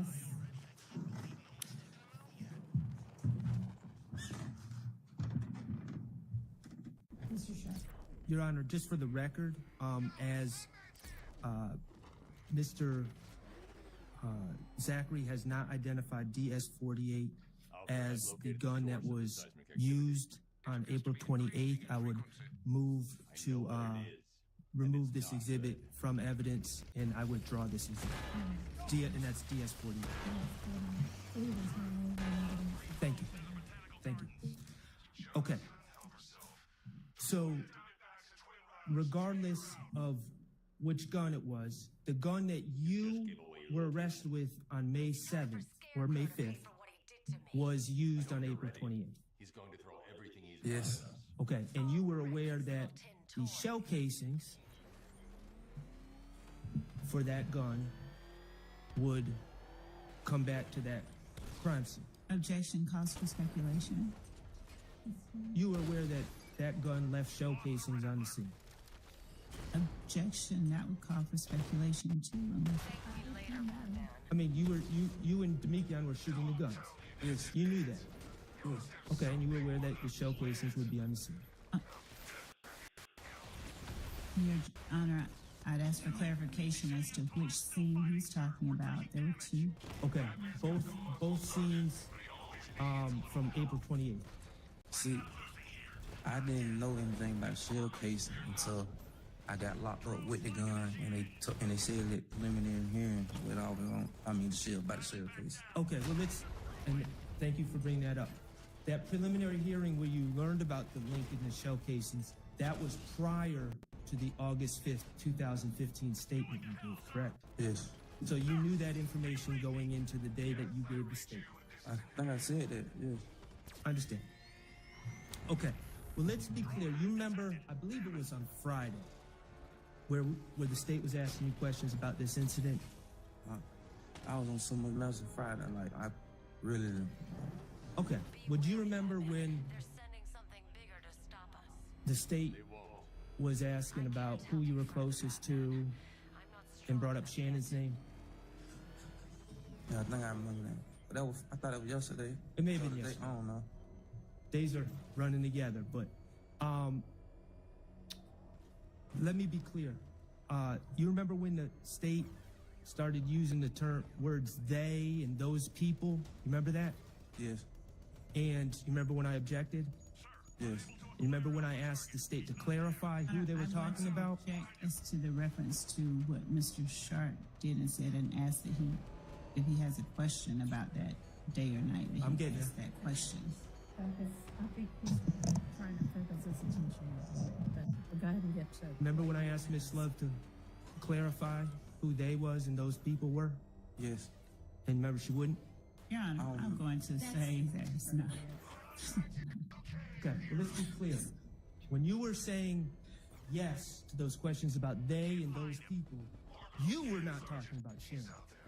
No, I thought you were talking about Garlington and Sled. Right. Your testimony here today, under oath, is Shannon was not there at all on April 28, 2015. I told them that, but yeah. All right, let me ask you one other thing. Trontavious Stevens is a shorter guy with dreadlocks, right?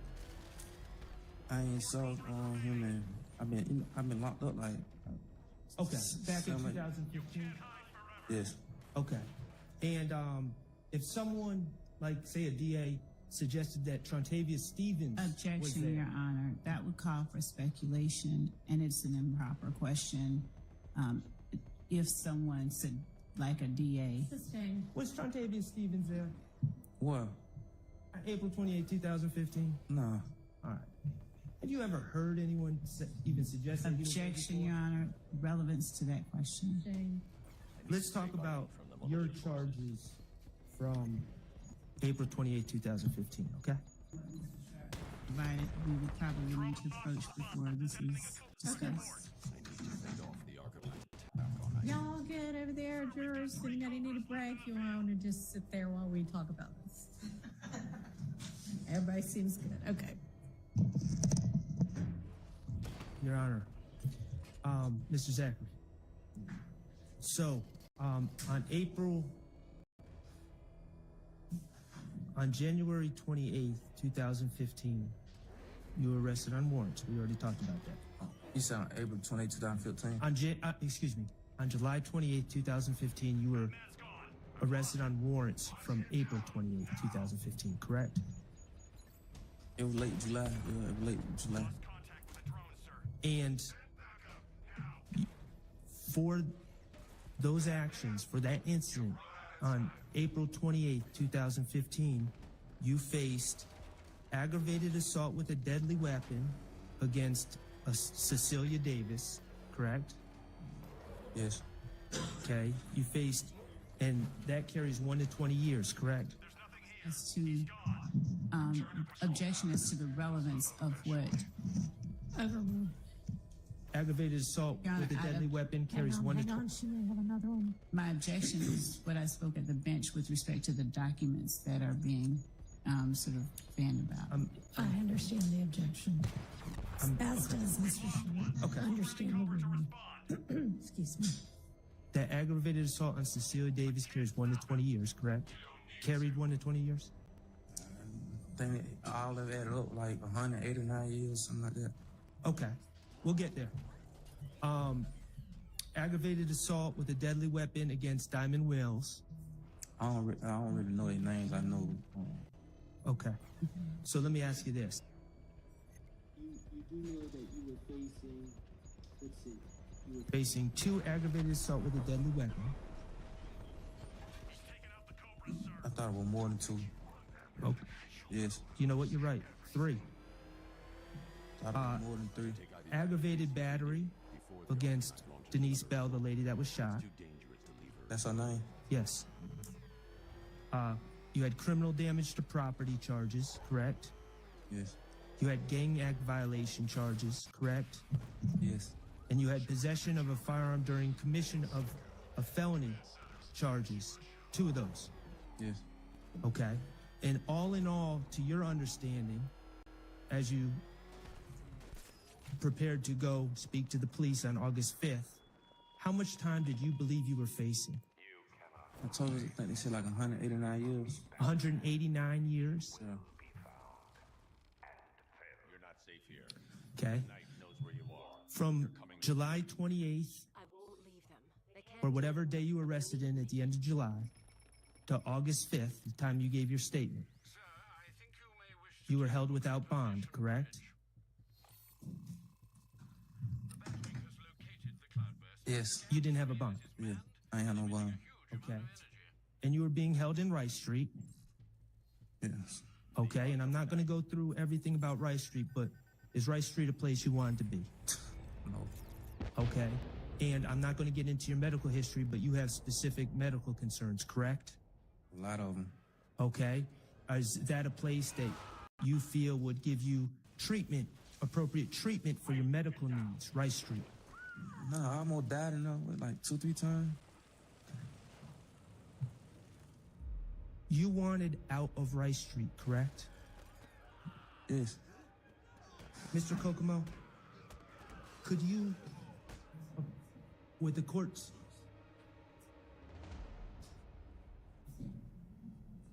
approval, Mr. Kokomo, could you approach, Judge May, Mr. Kokomo approach the witness and show him a screenshot Yes. on the computer? Are you going to print it out or something? It's on the computer. It's part of an exhibit. Oh, But we don't want to publish it until. Did you have an adequate chance to look at what was on the screen? Yes. Okay. Did you recognize the people on the screen? I recognize me. Okay. Mr. Kokomo, could you. Was that you from August 5th of 2015 in the interview room? Looked like it, yeah. Okay. Your Honor, Yes. at this point, I would move to admit DS 41F, which is a portion of the August 5th, 2015 interview from evidence reviewer time 2. Your Honor, I just saw a screenshot. If Mr. Sharp would just let me know before announcing what it is so that I didn't see a video, I saw a screenshot. He told me it was a screenshot. Is it going to be just a screenshot or is it going No, to be a the portion of screenshot it? was to Okay, but what you want to admit in 2/12/29 to 2/13/35. does that tell you what you need or do you need to see it? It's I'd like to things. see it, Your Honor, Okay. and I know. All right, you know what? Let's take a bathroom break. We'll let them review this while y'all are out. Yes, I mean, we haven't recessed, but anybody that wants to figure out what it is that is being shown can join. All right, so what is it, Ms. Love? There was a photo of Mr. Stillwell that was admitted, and we have a different photo that we did provide in discovery on another page of Mr. Stillwell's that we would be tendering, and I think it may have been the subject of some prior objections or... Yeah, the photo definitely looks the same, as does the post. It's just on two different people's pages, the one that, or what are you saying? Two different social, I think they're both Mr. Stillwell's, but they're different platforms or different names. It looks entirely different. And so you're saying you intend to tender it? Yes. And I just, there might have been an objection previously that would have ruled it out, or? I wasn't sure. I just wanted to make sure that defense had a copy of it and saw what we were going to tender before they, so that there was no surprise while the jury was in the box. Well, this is, I mean, it needs to be there. We have a redacted one and one without redactions. Do I need to look back at what the ruling was? No, I wouldn't. I litigated this issue to keep this out, but Your Honor didn't see that my way, and I accept that, so I admitted it. Okay, I think that Ms. Love's saying it's in some way different because it's from a different... Well, I mean, I got that from discovery, so... It's a different one. That's not the one that we litigated. This is the one that we litigated. But I was just putting him on notice. If he has no objection, then we don't have a problem. Well, I don't know why we put in two of the same post. Oh, I do. Because that's not exactly the same as this one. Can I see him?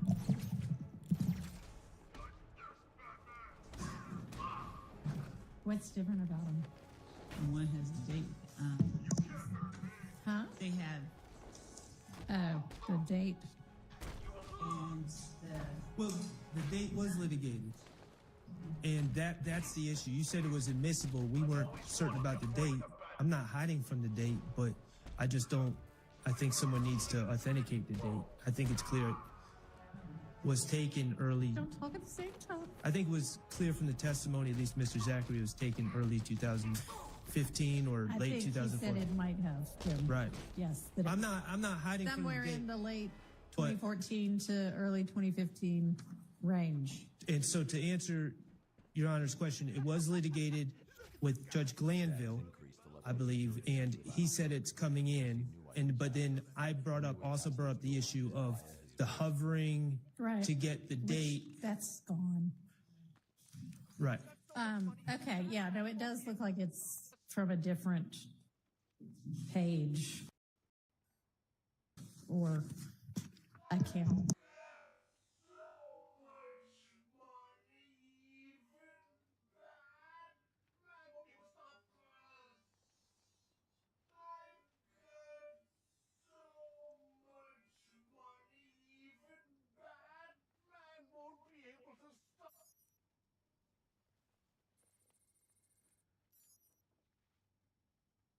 Voice calibration complete. So, okay. All right. Thank you. You good? Okay. I need to pick a target before getting an order. I don't know if the jury do we know whether the jury is ready? Yes, sir. Yes, ma'am. So, Mr. Sharp has brought to me DS 46, which is the indictment only of 15 SC 138994.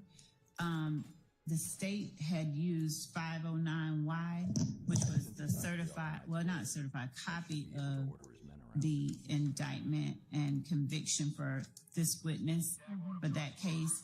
But Mr. Sharp has indicated that he intends to tender or attempt to introduce the indictment only. And my objection is that I don't know for what purpose only an indictment is admissible. An indictment is the indictment is allegations, so it's just hearsay. Essentially, if he's going to tender the certified or even a copy of the certified, I wouldn't even object since he's already admitted that he pled to it. But to tender the indictment alone, I don't think there's any relevance to the indictment alone. I don't think it's a proper means of impeachment. He's already talked about and gotten the witness to testify that he was warrants were, that he was charged with these particular crimes. I believe he named all of them. And if I'm wrong, Mr. Sharp can correct me. But I don't think that this is a proper piece of evidence. And I don't mean not just to go back out to the jury. I mean, I don't think that it's an admissible document, an indictment alone. Well, there's two different things. It's what he's charged with by the police and then what he's indicted for. When he went in for that proffer, he was under indictment. And so the indictment is relevant. Mr. Steele, and I'd be happy to use the state's copy of the indictment, but they didn't admit it into evidence. No. So I can't do that. Mr. Steele is under the belief that he admitted that same indictment when during cross-examination of Mr. Sledge, but we're not finding it. Okay, well, Just an indictment being admitted, but no, and I don't have a problem if it was for. I don't have it. was it admitted? Yes. Not So if Mr. Sledge, Mr. Zach, With, yeah. I believe that I introduced a prior conviction of Mr. Sledge during cross, Okay. but I can't find it yet, so that's what Mr. The prior conviction is one thing, the indictment alone is the other. and I agree with that, but I'm not, and I'm not trying to impeach him with a prior conviction. That's something completely different. I'm impeaching him with bias and motive of what the police charge him with something, and then the DA's charge him with something under an indictment. And I'm just trying to make it clear that to the jury what the indictment that he was under when he went in and gave those statements. Okay, so you could ask him that question. You can even read from it if you want to. I mean, but I don't think we need all of the language of the indictment nor the indictment itself. Just ask him, were you charged with, indicted for, and then whatever. Okay, I understand. And Your Honor, that's fine. And Your Honor, I'd ask that, as it's a document that won't be tendered or admitted, that Mr. Sharp not be allowed to sort of waive it in front of the jury. I know he didn't do it intentionally. I was just trying to read off. I'm not going to direct y'all about what you can hold in your hands. I'm not. Right. I was just trying to read last time, and I'll do my best to keep it on the lectern. Mr. Steele. Your Honor, I think it does come in the indictment without the attached conviction if we don't have the attached conviction because. Mr. Sharp's fine with just asking questions about it. Well, if he's fine, then that's okay. But my belief is at the time of the proffer, it would go to Mrs. Zachary if he recognized the document. Yes, that was my incentive, so it would be a relevant document. I'm not saying it's not a relevant topic for examination. Right. Yes. Yes. After Mr. Sharp finishes his examination, I'm not sure if Mr. Steele has his is going to take his turn, but he gave to Miss Knight while I was talking to Mr. Sharp a bunch of exhibits and a photo, I think some videos and a photo, but there are a lot of them, but I haven't had a chance to look at what it is that he's presented. So, Mr. Steele.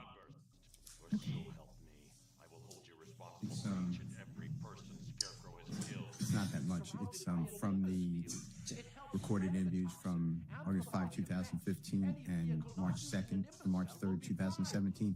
I did clips to make it easier for everyone, so I gave the clips. That's what most of them were.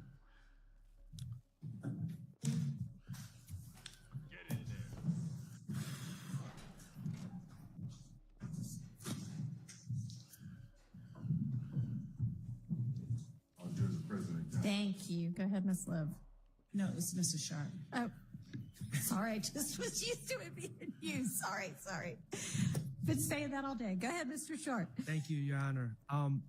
Mr. Zachary, I want to talk about it. We're going to come back to August 5th, 2015, but I just want to talk to you about something else real quick, okay? Okay. All right. Beyond the April 28, 2015 shootings, you also had some issues in federal court, correct? Yes. And that revolved around your purchase of guns, correct? Yes. And you were accused of being essentially a straw purchaser. Yes. Okay, you purchased 3 guns in 2015, correct? Yes. Okay. One of those, I just want to talk about one of those guns. You purchased a Diamondback DB 15223 rifle, correct? Yes. Okay. And you bought this gun in January 2015, correct? I think it was early January, something like that, yeah. Okay. And you bought that gun for Kenneth Copeland, correct? I didn't really buy it for him, but he ended up with it. So, yeah. Yes. Okay. Well, Kenneth Copeland, and you've already resolved this federal case, correct? Probation. Okay. So Kenneth Copeland in January 2015 approached you and said he needed a firearm, correct? Yes. Okay. And then you're not a convicted felon at the time, correct? No. So you had the ability to purchase firearms. Yes. Okay. And you went to Arrowhead Pawn Shop to purchase a firearm, correct? Yes. And that was because Kenneth Copeland asked you to purchase a firearm, correct? Yeah, he asked me for a gun, yeah. Okay. And when you went to Arrowhead Pawn, you didn't go by yourself, did you? No. You went with Kenneth Copeland and Antonio Sledge, correct? I remember me and Copeland, I don't remember Sledge. Okay. And when you purchased this gun for, and as far as you know, you're the first person Kenneth Copeland came to asking this favor. Objection, speculation. As far as you know. He told me that, he said he told me the gang unit or something, told me he can have a gun or something. It was something like that. He told you the gang unit told him he could have a gun? Yeah. Okay. But what I'm asking, you don't know of him approaching anyone else before you to try to get their help. As far as you know, you were the first person he came to. Yeah. Okay. And you purchased this gun for Kenneth Copeland. And answered 3 times. Okay. Did you charge Mr. Copeland anything to make this purchase for him? No. Okay, you did it on friendship, correct? Yes. And that gun is the same gun that Kenneth Copeland ended up getting charged with on April 28, 2015, leaving it in the bag at the rec center, Dunbar Rec Center, correct? Objection calls for speculation and hearsay, unless he was there. So, Well, do you know what happened to that gun? Your Honor, I would ask that he provide a basis for his knowledge. To the prior question, you've changed the question. If you know from personal knowledge. What happened with the gun? Yeah, not from somebody telling you. Yeah, I'm on probation for it. He got caught with the gun. Who got caught with it? Copeland. Okay. All right. Let's get back to the August 5th, 2015 meeting and that was with Investigator Gaither and Investigator Dennis eventually entered the room, correct? Yes. And I think Investigator Thorpe entered the room, correct? Yes. Okay. All right. On direct, you claimed that the police just came and got you. They wanted to talk to you. You didn't ask to speak to them. I know for a fact I ain't asked, called them. Well, I'm called them myself. I'm locked up. Okay. Your Honor, I would move to admit DS 41F into evidence that is a clip from August 5th, 2015, times by evidence reviewer 21229 to 21335. All right, that's submitted. Permission to publish, Your Honor. You may. And there's no objection. Mr. Copeland, could you publish 41F? And Mr. Zachary, is that you in that, before Mr. Kokomo plays it, is that you? Look like Okay, and is that Investigator Gaither with the back to the camera? with dread, yeah. Yes. Okay.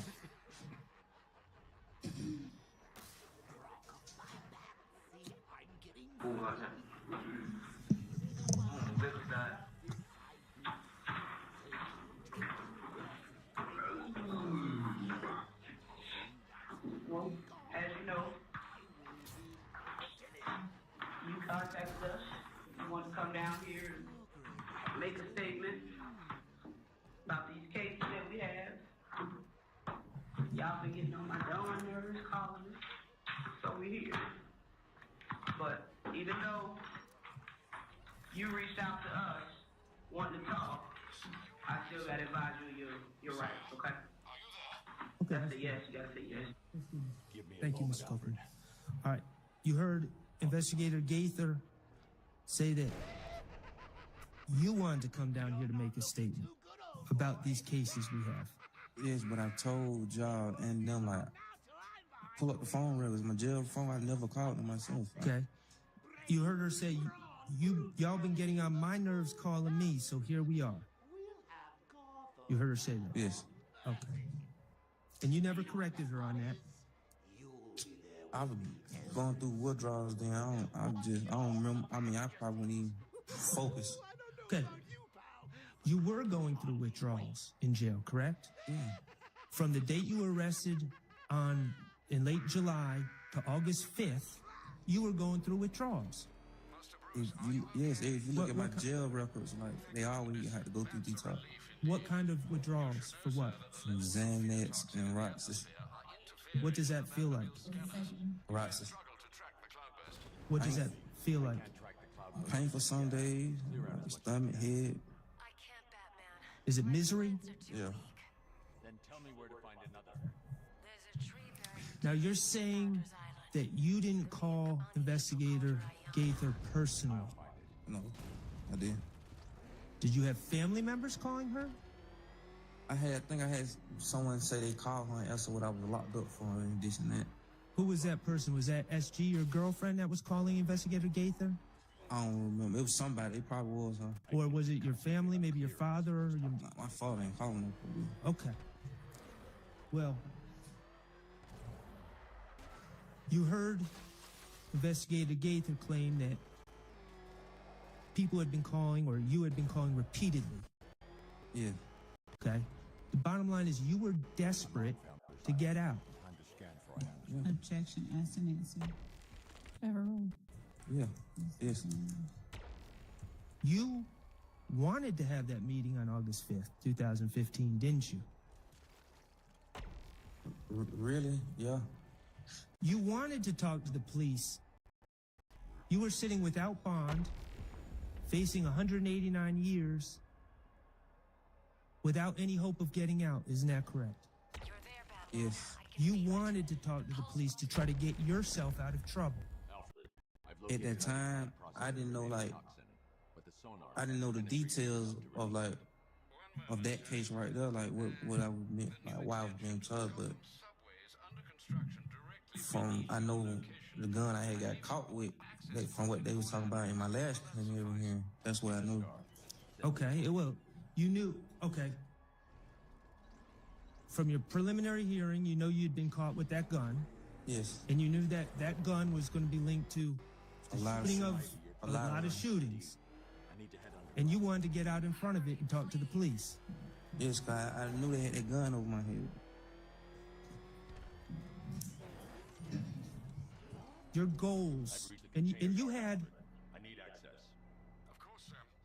from late July to August 5th to come up with what you were going to tell the police, didn't you? I think I told y'all that I can't do. I ain't come up with it.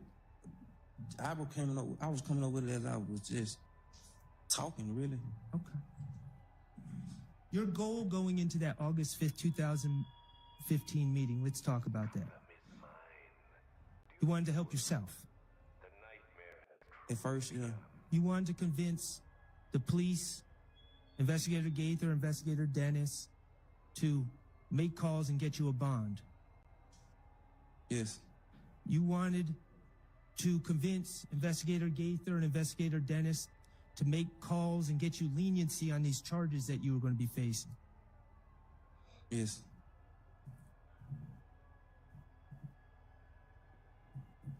Actually, the first thing you wanted to do is try to convince Investigator Gaither that you were innocent, that you weren't even there, right?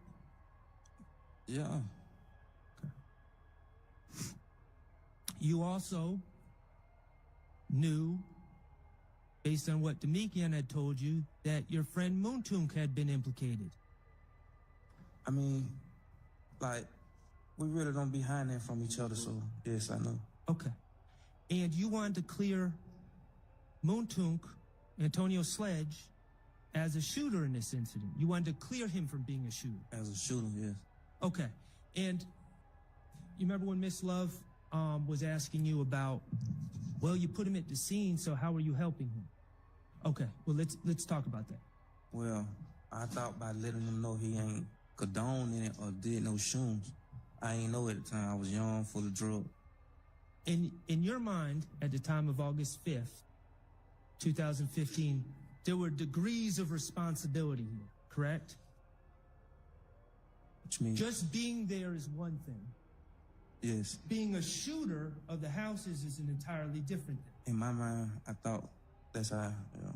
Right. And so, in your mind, at the time, by telling the police that Antonio Sledge was just there, just driving, you were helping him, even though you were putting him at the scene. And I would tell him, like, he didn't disagree to it, but I didn't know. I was young, really my first time going through it. Right. You also wanted to get revenge on Demikian at this meeting, correct? Yeah. And, let's be real, you wanted to talk about other things other than this incident.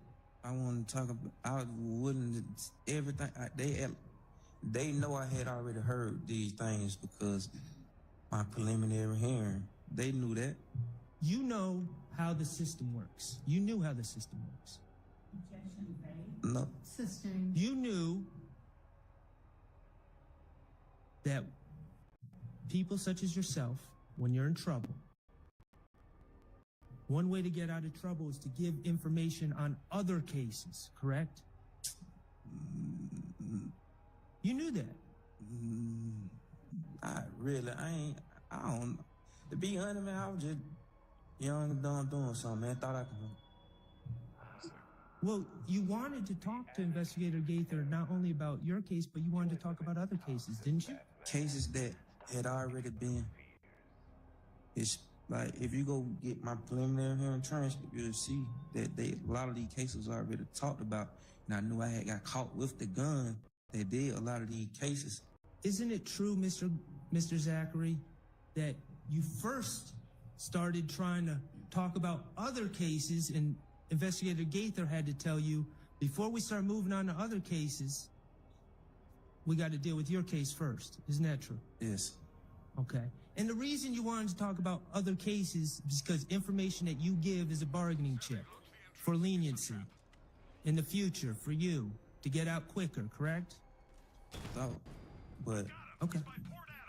Once I thought on like what I did, I never ended up taking no plea. Like when they were offering pleas, like so testifying and say all the people and stuff, I never took them. Okay. You made it clear to the police on August 5th. You made it clear to Investigator Gaither and Investigator Dennis that you wanted to get out of jail immediately. Yeah. You said, I'm saying I don't want to be sitting in no jail, man. Sound right? Yes. I'm saying, can y'all just tell them to release me on house arrest or something? Sound about right? Yes. And law enforcement, Investigator Gaither, indicated that they were going to do that for you, didn't they? I don't remember.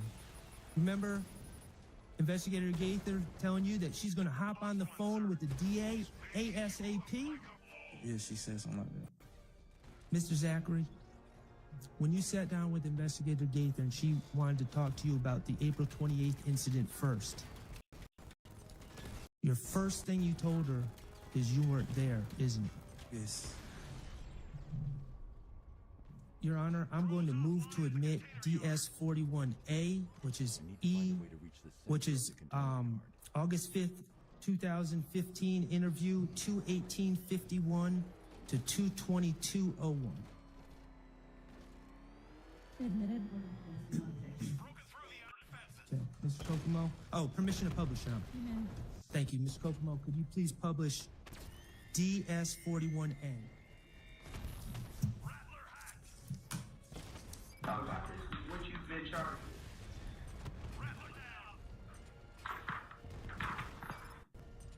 What do you have to say about the case? What's that in, Mike? Keep playing. You want where? What did you hear about? Where? Oh, man. DJ got jumped. Like so. And then, you was at the house in Cleveland? Yeah. Apartment? And then that was she told me that she had got shot too. That same night. She said that they had gotten a whole bunch of shoes, and then like Il Gang had pulled up at my cousin's house. My cousin go with this boy named Tate. Y'all know. Yeah, Javante, yeah, I don't know his name, but she was going in the house. She said they was shooting at the house, like they were shooting from the park. Where is this house located? You talking about Landrum apartment? Landrum and Zone 4? On campus? North campus? Yeah. So who stayed over there again? My cousin Liz, right? And Tate. That's what Javante said? Yeah. She your blood cousin? Yeah. I mean, you know how people say, not my real cousin. So this gang got to shoot at them at Landrum? Yeah. Is this before or after D got shot at? Got jumped on? She said it did happen last. It was after all the shooting. So first D get jumped on, then the shootings happened. Y'all tell me like from how I heard, like what I heard first. Okay. I'm like, shit, one phone call or something in the morning and all that. But she like, Montone cussing D out, cause D told them that he shooting him, they had shoot him in the face and something. Montone told D that he had to find around home. And then that was she like, then that was D told, I went to sleep, D told them one like they had shot up the house.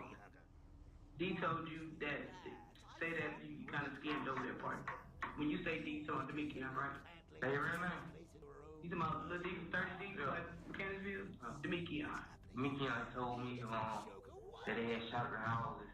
And who had shot at the houses? Him, Tay, and who it was? Shannon. He just told me nothing. He said him, Tay, Shannon, and some other boy named Trey Dunn. You Tay. Named Trey Dunn? Yeah. He told you personally. How did he tell you over the phone? Your face? Yeah, he go on my house. I was sitting like he told me that they had shot the house, he said. And then what's called that they shot up on Landrum where Tay stayed. So if gang came back, yeah, shot up Tay house? Yeah, someone right there. Like, I guess that was she was gonna go that night. And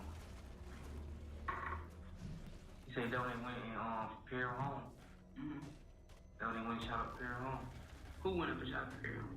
Him, Tay, Shannon, and Trey Dunn. He told me them full name. He heard you say them on homes. What? All right. Thank you, Mr. Kokomo. Mr. Zachary, the first thing you said in that interview was that you weren't there that night. Yeah. That was a lie. I told you 400 times it was a lie. You claimed that you were at your house on Cleveland Avenue that whole night. Yes. That was a lie. Correct? I ain't go to the club and stuff for real. Okay. But you weren't there all night, were you? No. You claimed to have information about what had occurred, though, correct? Yes. You weren't there, but you claimed to have information. You see I'm stuttering, stalling, making it up as I go. I understand. You told Investigator Gaither that you knew what happened, not because you were there, but because Demikion had come over to your house the next day and confessed to you about what had occurred, correct? Yes. And that Demikion had told you that him and Tay and, this is the quote, what it was, Shannon and Tradon were there with Demikion. That's what you claimed Demikion confessed. Yes. And that whole confession by Demikion was made up, correct? I told y'all that. That was a lie. Yes.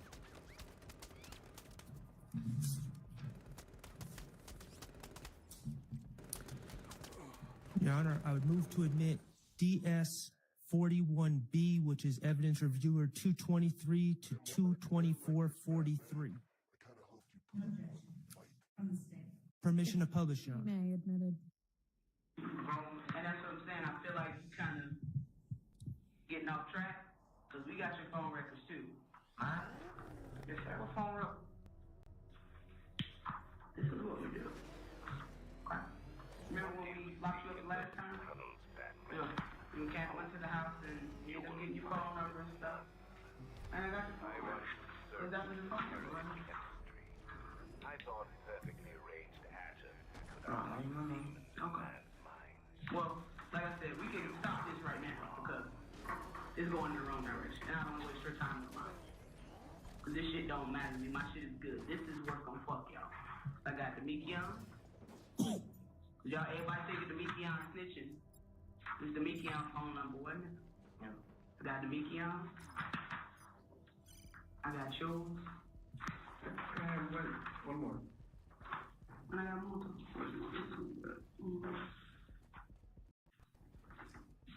622. 662, whatever. So I don't have no reason why. So the media ain't necessarily Pat Taylor. You know what I'm saying? Technology. So that's what I'm saying. That's why I was impressed about coming to get you and coming to talk to none of y'all. Y'all want to talk to me? That's fine. This is the opportunity for y'all to say y'all said. This is what's gonna fuck y'all. So I feel like once again you kind of going in the wrong direction. You said you gonna come down here and be honest about shit. I'm being honest. You wasn't there. Oh, I'm sorry, Miss Kokomo. I'm sorry, Liverpool. So then we really ain't got much to talk about. This shit is on you. It ain't on me. So y'all don't talk about it. Okay, let's talk about that. In the beginning of that clip, Investigator Gaither is confronting you and saying she's got phone records. Yes. Okay. And she's telling you that she knows you weren't home all night. Yes. And you say to her, I'm being honest. Yes. That was a lie. You claiming you were being honest was a lie. Yes. You said, I promise I wasn't there. That was a lie. I told you I was lying. Investigator Gaither said to you, y'all want to talk to me, that's fine. This is the opportunity for y'all to save yourselves. Because this is what's going to F-U-C-K y'all. This is the opportunity for y'all to save yourselves. What did you take that to mean? Fuck everybody. Say it one more time. Fuck everybody. What's that mean? I already told you, like, I was just really making, like, at first I was making up stuff as I was going. Let me ask you this. When you say F everybody, everybody includes Shannon? It really was towards him and Demekion anyway. Okay. And so when you say F everybody, you're taking that opportunity to save yourselves as it's time to start talking about other people. Yes. Okay. And what did you say right after she said it's time to kill your, time to save yourselves? Isn't it true that you looked at Investigator Gaither and said, so y'all want to talk about other cases? Yes. Right after lying about your own case, you wanted to talk about other cases. Cases that I had already heard during my preliminary hearing, like I've been telling y'all about the gun that I got caught with. I got you. In the story you gave on August 5th, 2015, the story you gave, not your testimony here this week, but the story you gave back then, that was a story that managed to take guns out of Moontung's hands. And I'm not saying he had a gun, but you made it clear that Moontung did not have a gun, did not do the shooting. Yes. Okay. And you view that as helping him. At the time. At the time. Okay. And after lying and saying you weren't there, the story you told managed to add someone else into the car. Yes. Shannon. Yes. And that story took the gun out of your hand and put it in Shannon's hand, correct? Yes. So you could say, hey, I wasn't shooting it all that day. I'm not the bad guy. That was Shannon. Yes. In fact, you told the police, you went so far as to tell the police that Antonio Sledge said to you, we don't shoot up houses. That's what they do. Remember saying that? Yes. Remember Investigator Dennis laughing at you when you said that? Yes. I don't remember laughing, but I remember saying that. The reality, Mr. Zachary, on April 28th, 2015, 3 guys were upset, we'll just speak for you, were high, and did something really stupid. Isn't that correct? Yes. Those 3 guys were yourself, Demekion Garlington, and Mr. Sledge. Yes. Demekion Garlington was upset because he got jumped in the club. I mean, yeah, who wouldn't be? You were upset because they were shooting at your girlfriend. Cousin, really, yeah. And your cousin. And the ballistics from that scene, as you've come to know, I'm going to object based on hearsay because this witness's information about ballistics from the scene would only be based on hearsay. It was, Your Honor. It was Your Honor, I'd ask in his Mr. knowledge. Sharp. It was in his knowledge when he gave this statement, and that's what's important. Your Honor, the And I question assume- was the question was about the ballistics on the scene, not what he believed, but he specifically stated the ballistics on the scene. That would be based on hearsay, and anything that he is eliciting from this witness about ballistics based on the scene, unless he has a way of having personal knowledge beyond hearsay, it's based on hearsay. Your gun. Now, you respond. Are you I'll just move on. changing- Okay, great. Your gun, the gun that you had, the gun that you were arrested with on May 5th or 7th, 2015, ejected shell casings on that scene. Objection as answered and hearsay, Your Honor. It's not hearsay, is it? It is. Everrule. What? I answer. Your Honor, the witness. Did the court mean overruled? Because he's already said that he didn't know. So it's asked and answered. Overruled. Remember in that clip I just played When you said, so y'all don't want to talk about other cases? Yes. Okay. The truth is, in this interview, you went on to talk about the shooting of a house where the mother of a rapper named Lucci lived, correct? Yes, I think, yeah. Okay. Is that, in your mind, is that a big case? Was that a publicized case? I don't remember. But is that a case that the police were interested in? Yes. Okay. And you ended up speaking to the police about that case. The $5 meal deal at McDonald's means you get to pick between a McDouble or a McChicken. Then get a small fry. Yes. You ended up telling lies to the police about that case. Answer and explain, yes, because I had the gun. I keep telling y'all all this came out of my preliminary. Okay. So you were trying to get ahead of that case because you were aware that the gun you were arrested with would match that scene as well. Yes. One of those other cases that you wanted to talk about was Donovan Thomas. Yes. Okay? You, in your understanding, that was a big case. Yes. That was the type of case that the police are interested in. Yes. That's the type of case that if you give information about that case, it can help you get a bond. Objection, speculation. In his mind, we have to look at his mind state when he's giving these statements. That's his bias and motivation.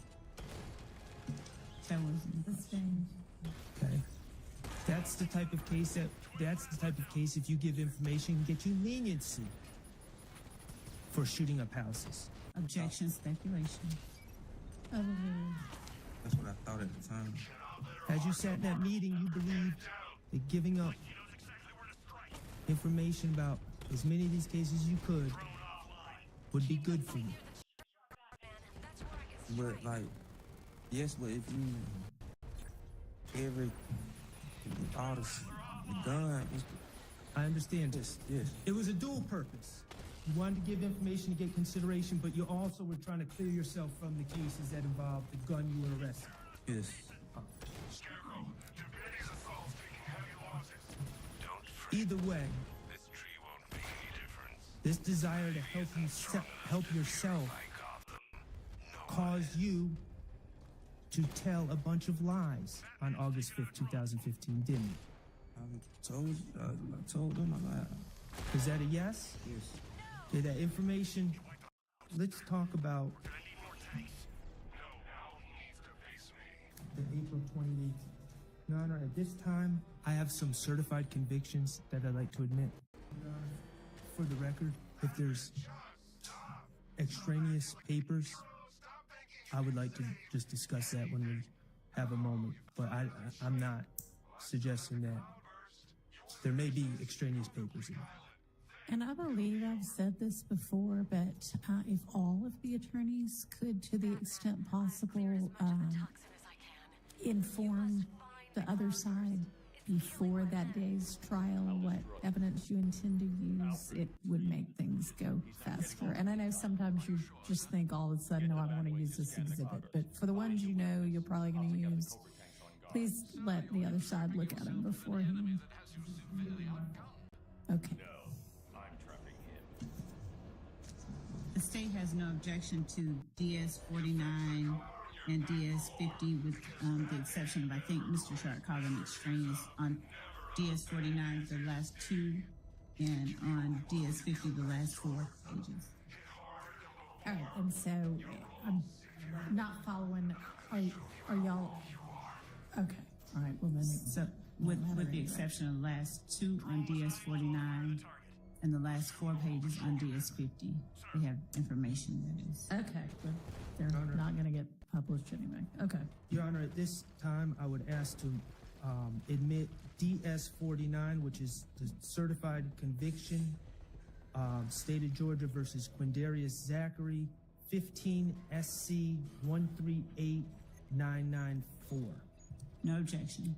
All right, that's admitted and is With the exception is minus the last 2 pages. And is this the one you referenced as 49Y prior, or is this a different? No. No, the state reference. The state referenced it as 509Y. Oh, okay. 509Y. Well, I had written down a DS49Y previously. That was his. But that's not what this is, right? This is just 49, DS49. Correct. Okay. Yes, it's admitted minus the last 2 pages. And going back to the April 28, 2015 case, Mr. Zachary, we already talked about how you were charged by Investigator Gaither. Yes. And Demekion Garlington was charged in July 2015. Yes. And Antonio Sledge was charged. Yes. Okay. Shannon Stillwell, and you went to court with these people, and this case went through the system, correct? Yes. Shannon Stillwell was never charged by the police for Objection, Your Honor, relevance and 403, and I can approach with the reason. I don't want to say it out loud. Come on up.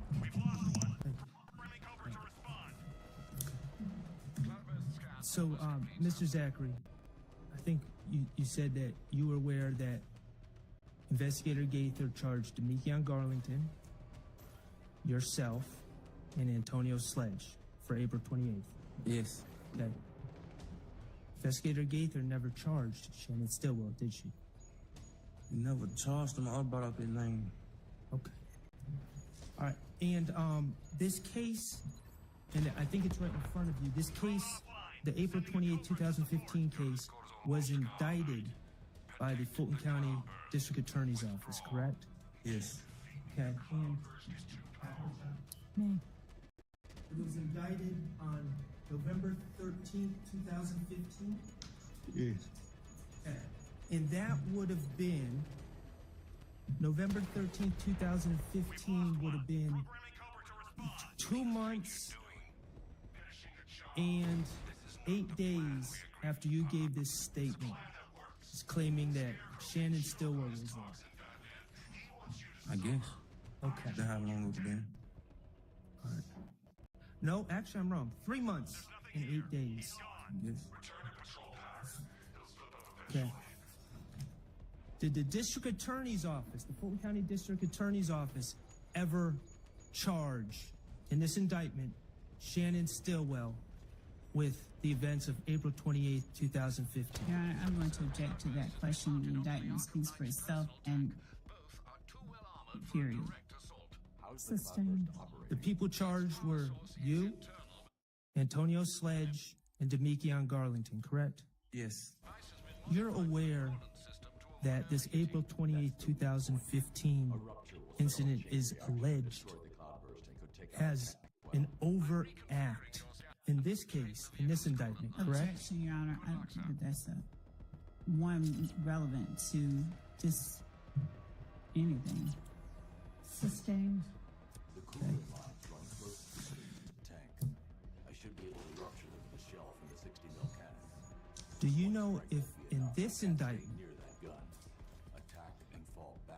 Shannon Stillwell is even accused of the April 28, 2015 shootings? I don't know. Okay. Okay. 9 years have passed since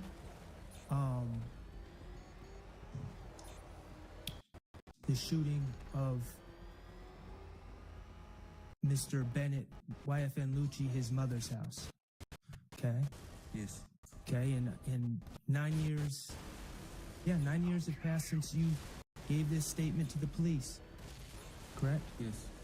Okay. Are you aware of Shannon Stillwell ever being charged for that crime based on your word? Objection, asked and answered. Sustained. All right. We're going to move on to what you said about the Donovan Thomas case back in 2015, right? And I know that you've said it's lies, correct? Yes. You actually gave 2 statements to the police about these, all of these things. You met with the police in August 5th, 2015 with Gaither, Dennis, and Thorpe, correct? Yes. And then, as the state brought out, you also had a proffer session set up by your attorney, correct? That I didn't know nothing about. Okay, to your understanding, did your attorney set that up? I never knew until I got there. Okay. That's why we had, I think it's supposed to be something happened behind that or something, but I never heard nothing else about it after that. To your understanding, was the purpose for you to give information on other people to try to get leniency on your case? I told you, I don't even know, like, what that was. Like, I never even, like, to be honest, like, that wasn't even my lawyer at the time. Okay. So that's how I don't know. Though I told you something supposed to happen behind. Well, let me ask you this. On March 3rd, 2017, you were still in jail, correct? Yes. Still wearing a blue jumpsuit, correct? Yes. And March 3rd, 2017, it was no different than August 5th, 2015. You wanted out, correct? Yes. You were still facing the same charges. Yes. You've testified, or strike that. The state asked you about 2 different statements you gave, right? Yes. About 2 years in between, or a year and a half in between. Yeah. Okay. And you've been asked about what you said about Shannon, my client, allegedly confessing to you. Yes. Okay. Mr. Zachary, you would agree that the truth never changes, correct? Your Honor, it's just vague and bowstring and never rule. You would agree the truth never changes? Yes. You would agree that if you tell a true story on different days, that story should not change.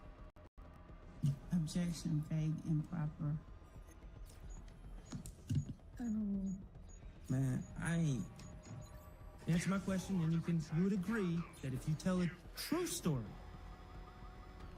on 2 different days, that truth should not change. Yes. All right.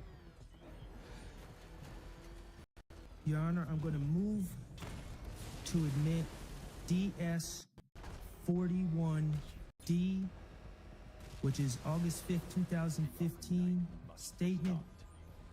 Evidence reviewer 25115 to 25145. And Mr. Kokomo, if you could pull it up but not play it yet. Is this DS in Delta? DS, yes. No, I'm sorry. Oh, I'm sorry, the bat, yes, Delta, thank you, okay. yes.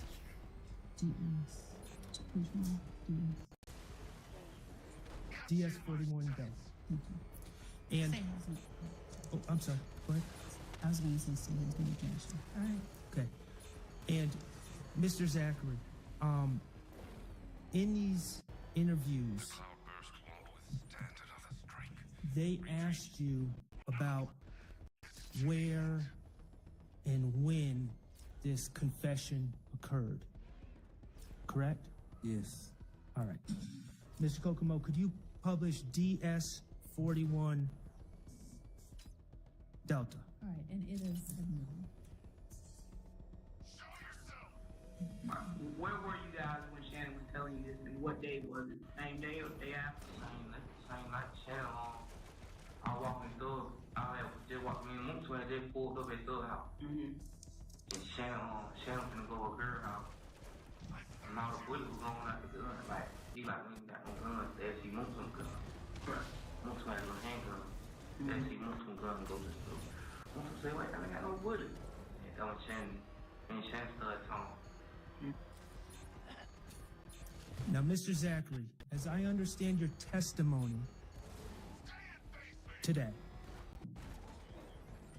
your testimony is when you showed up at Jeffrey Williams' condo that night or that morning, early hours of the morning, Shannon was not there. Is that your testimony? I'm talking about in court. Now, under oath. I think when I first got there, Shannon went down. Okay. However, in this statement that you gave August 5th, 2015, you told the police that you pulled up with Muntunk and you saw Shannon when you arrived. Go ahead, Elsa. Man, they know them were lies. Look how long ago it was. They ever lies. I understand, but I'm asking, that's what you said on August 5th. That was the lie you told. Yes. Okay. And the lie you told was Shannon said he was about to go to a girl's house, correct? Yes. Meaning Shannon had not gone to a girl's house yet. He was about to go. You say that would happen? No, I'm saying that's what you told the police. Meaning. And you told the police when Shannon was about to go to the girl's house, that's when you started talking and he confessed. Yes. All right.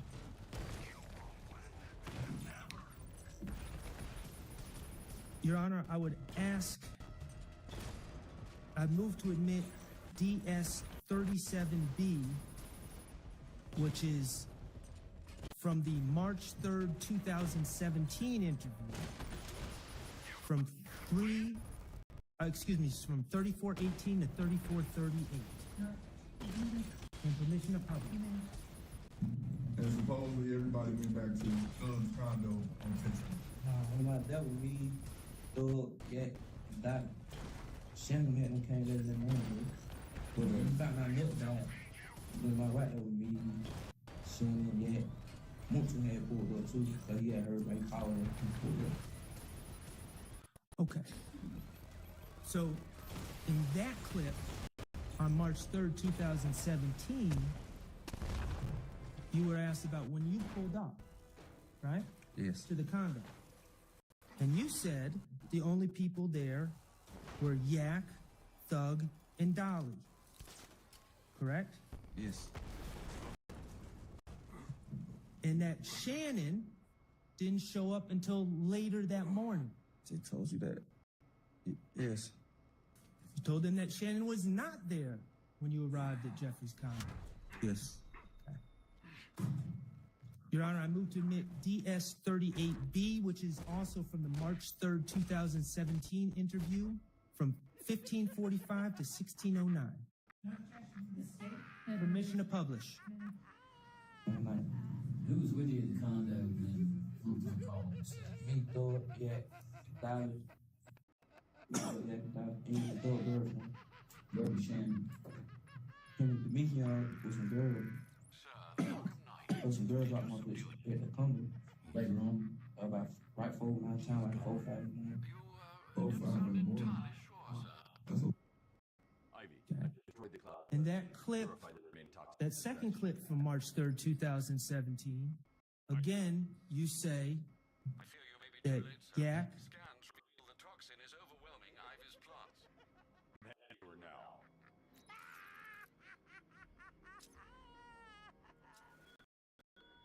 The Batmobile is trapped beneath the fear toxin. I should stick to the rooftops. My greatest weapon, my instrument of fear. I will exact vengeance for this on you and all your allies. Like poison ivy.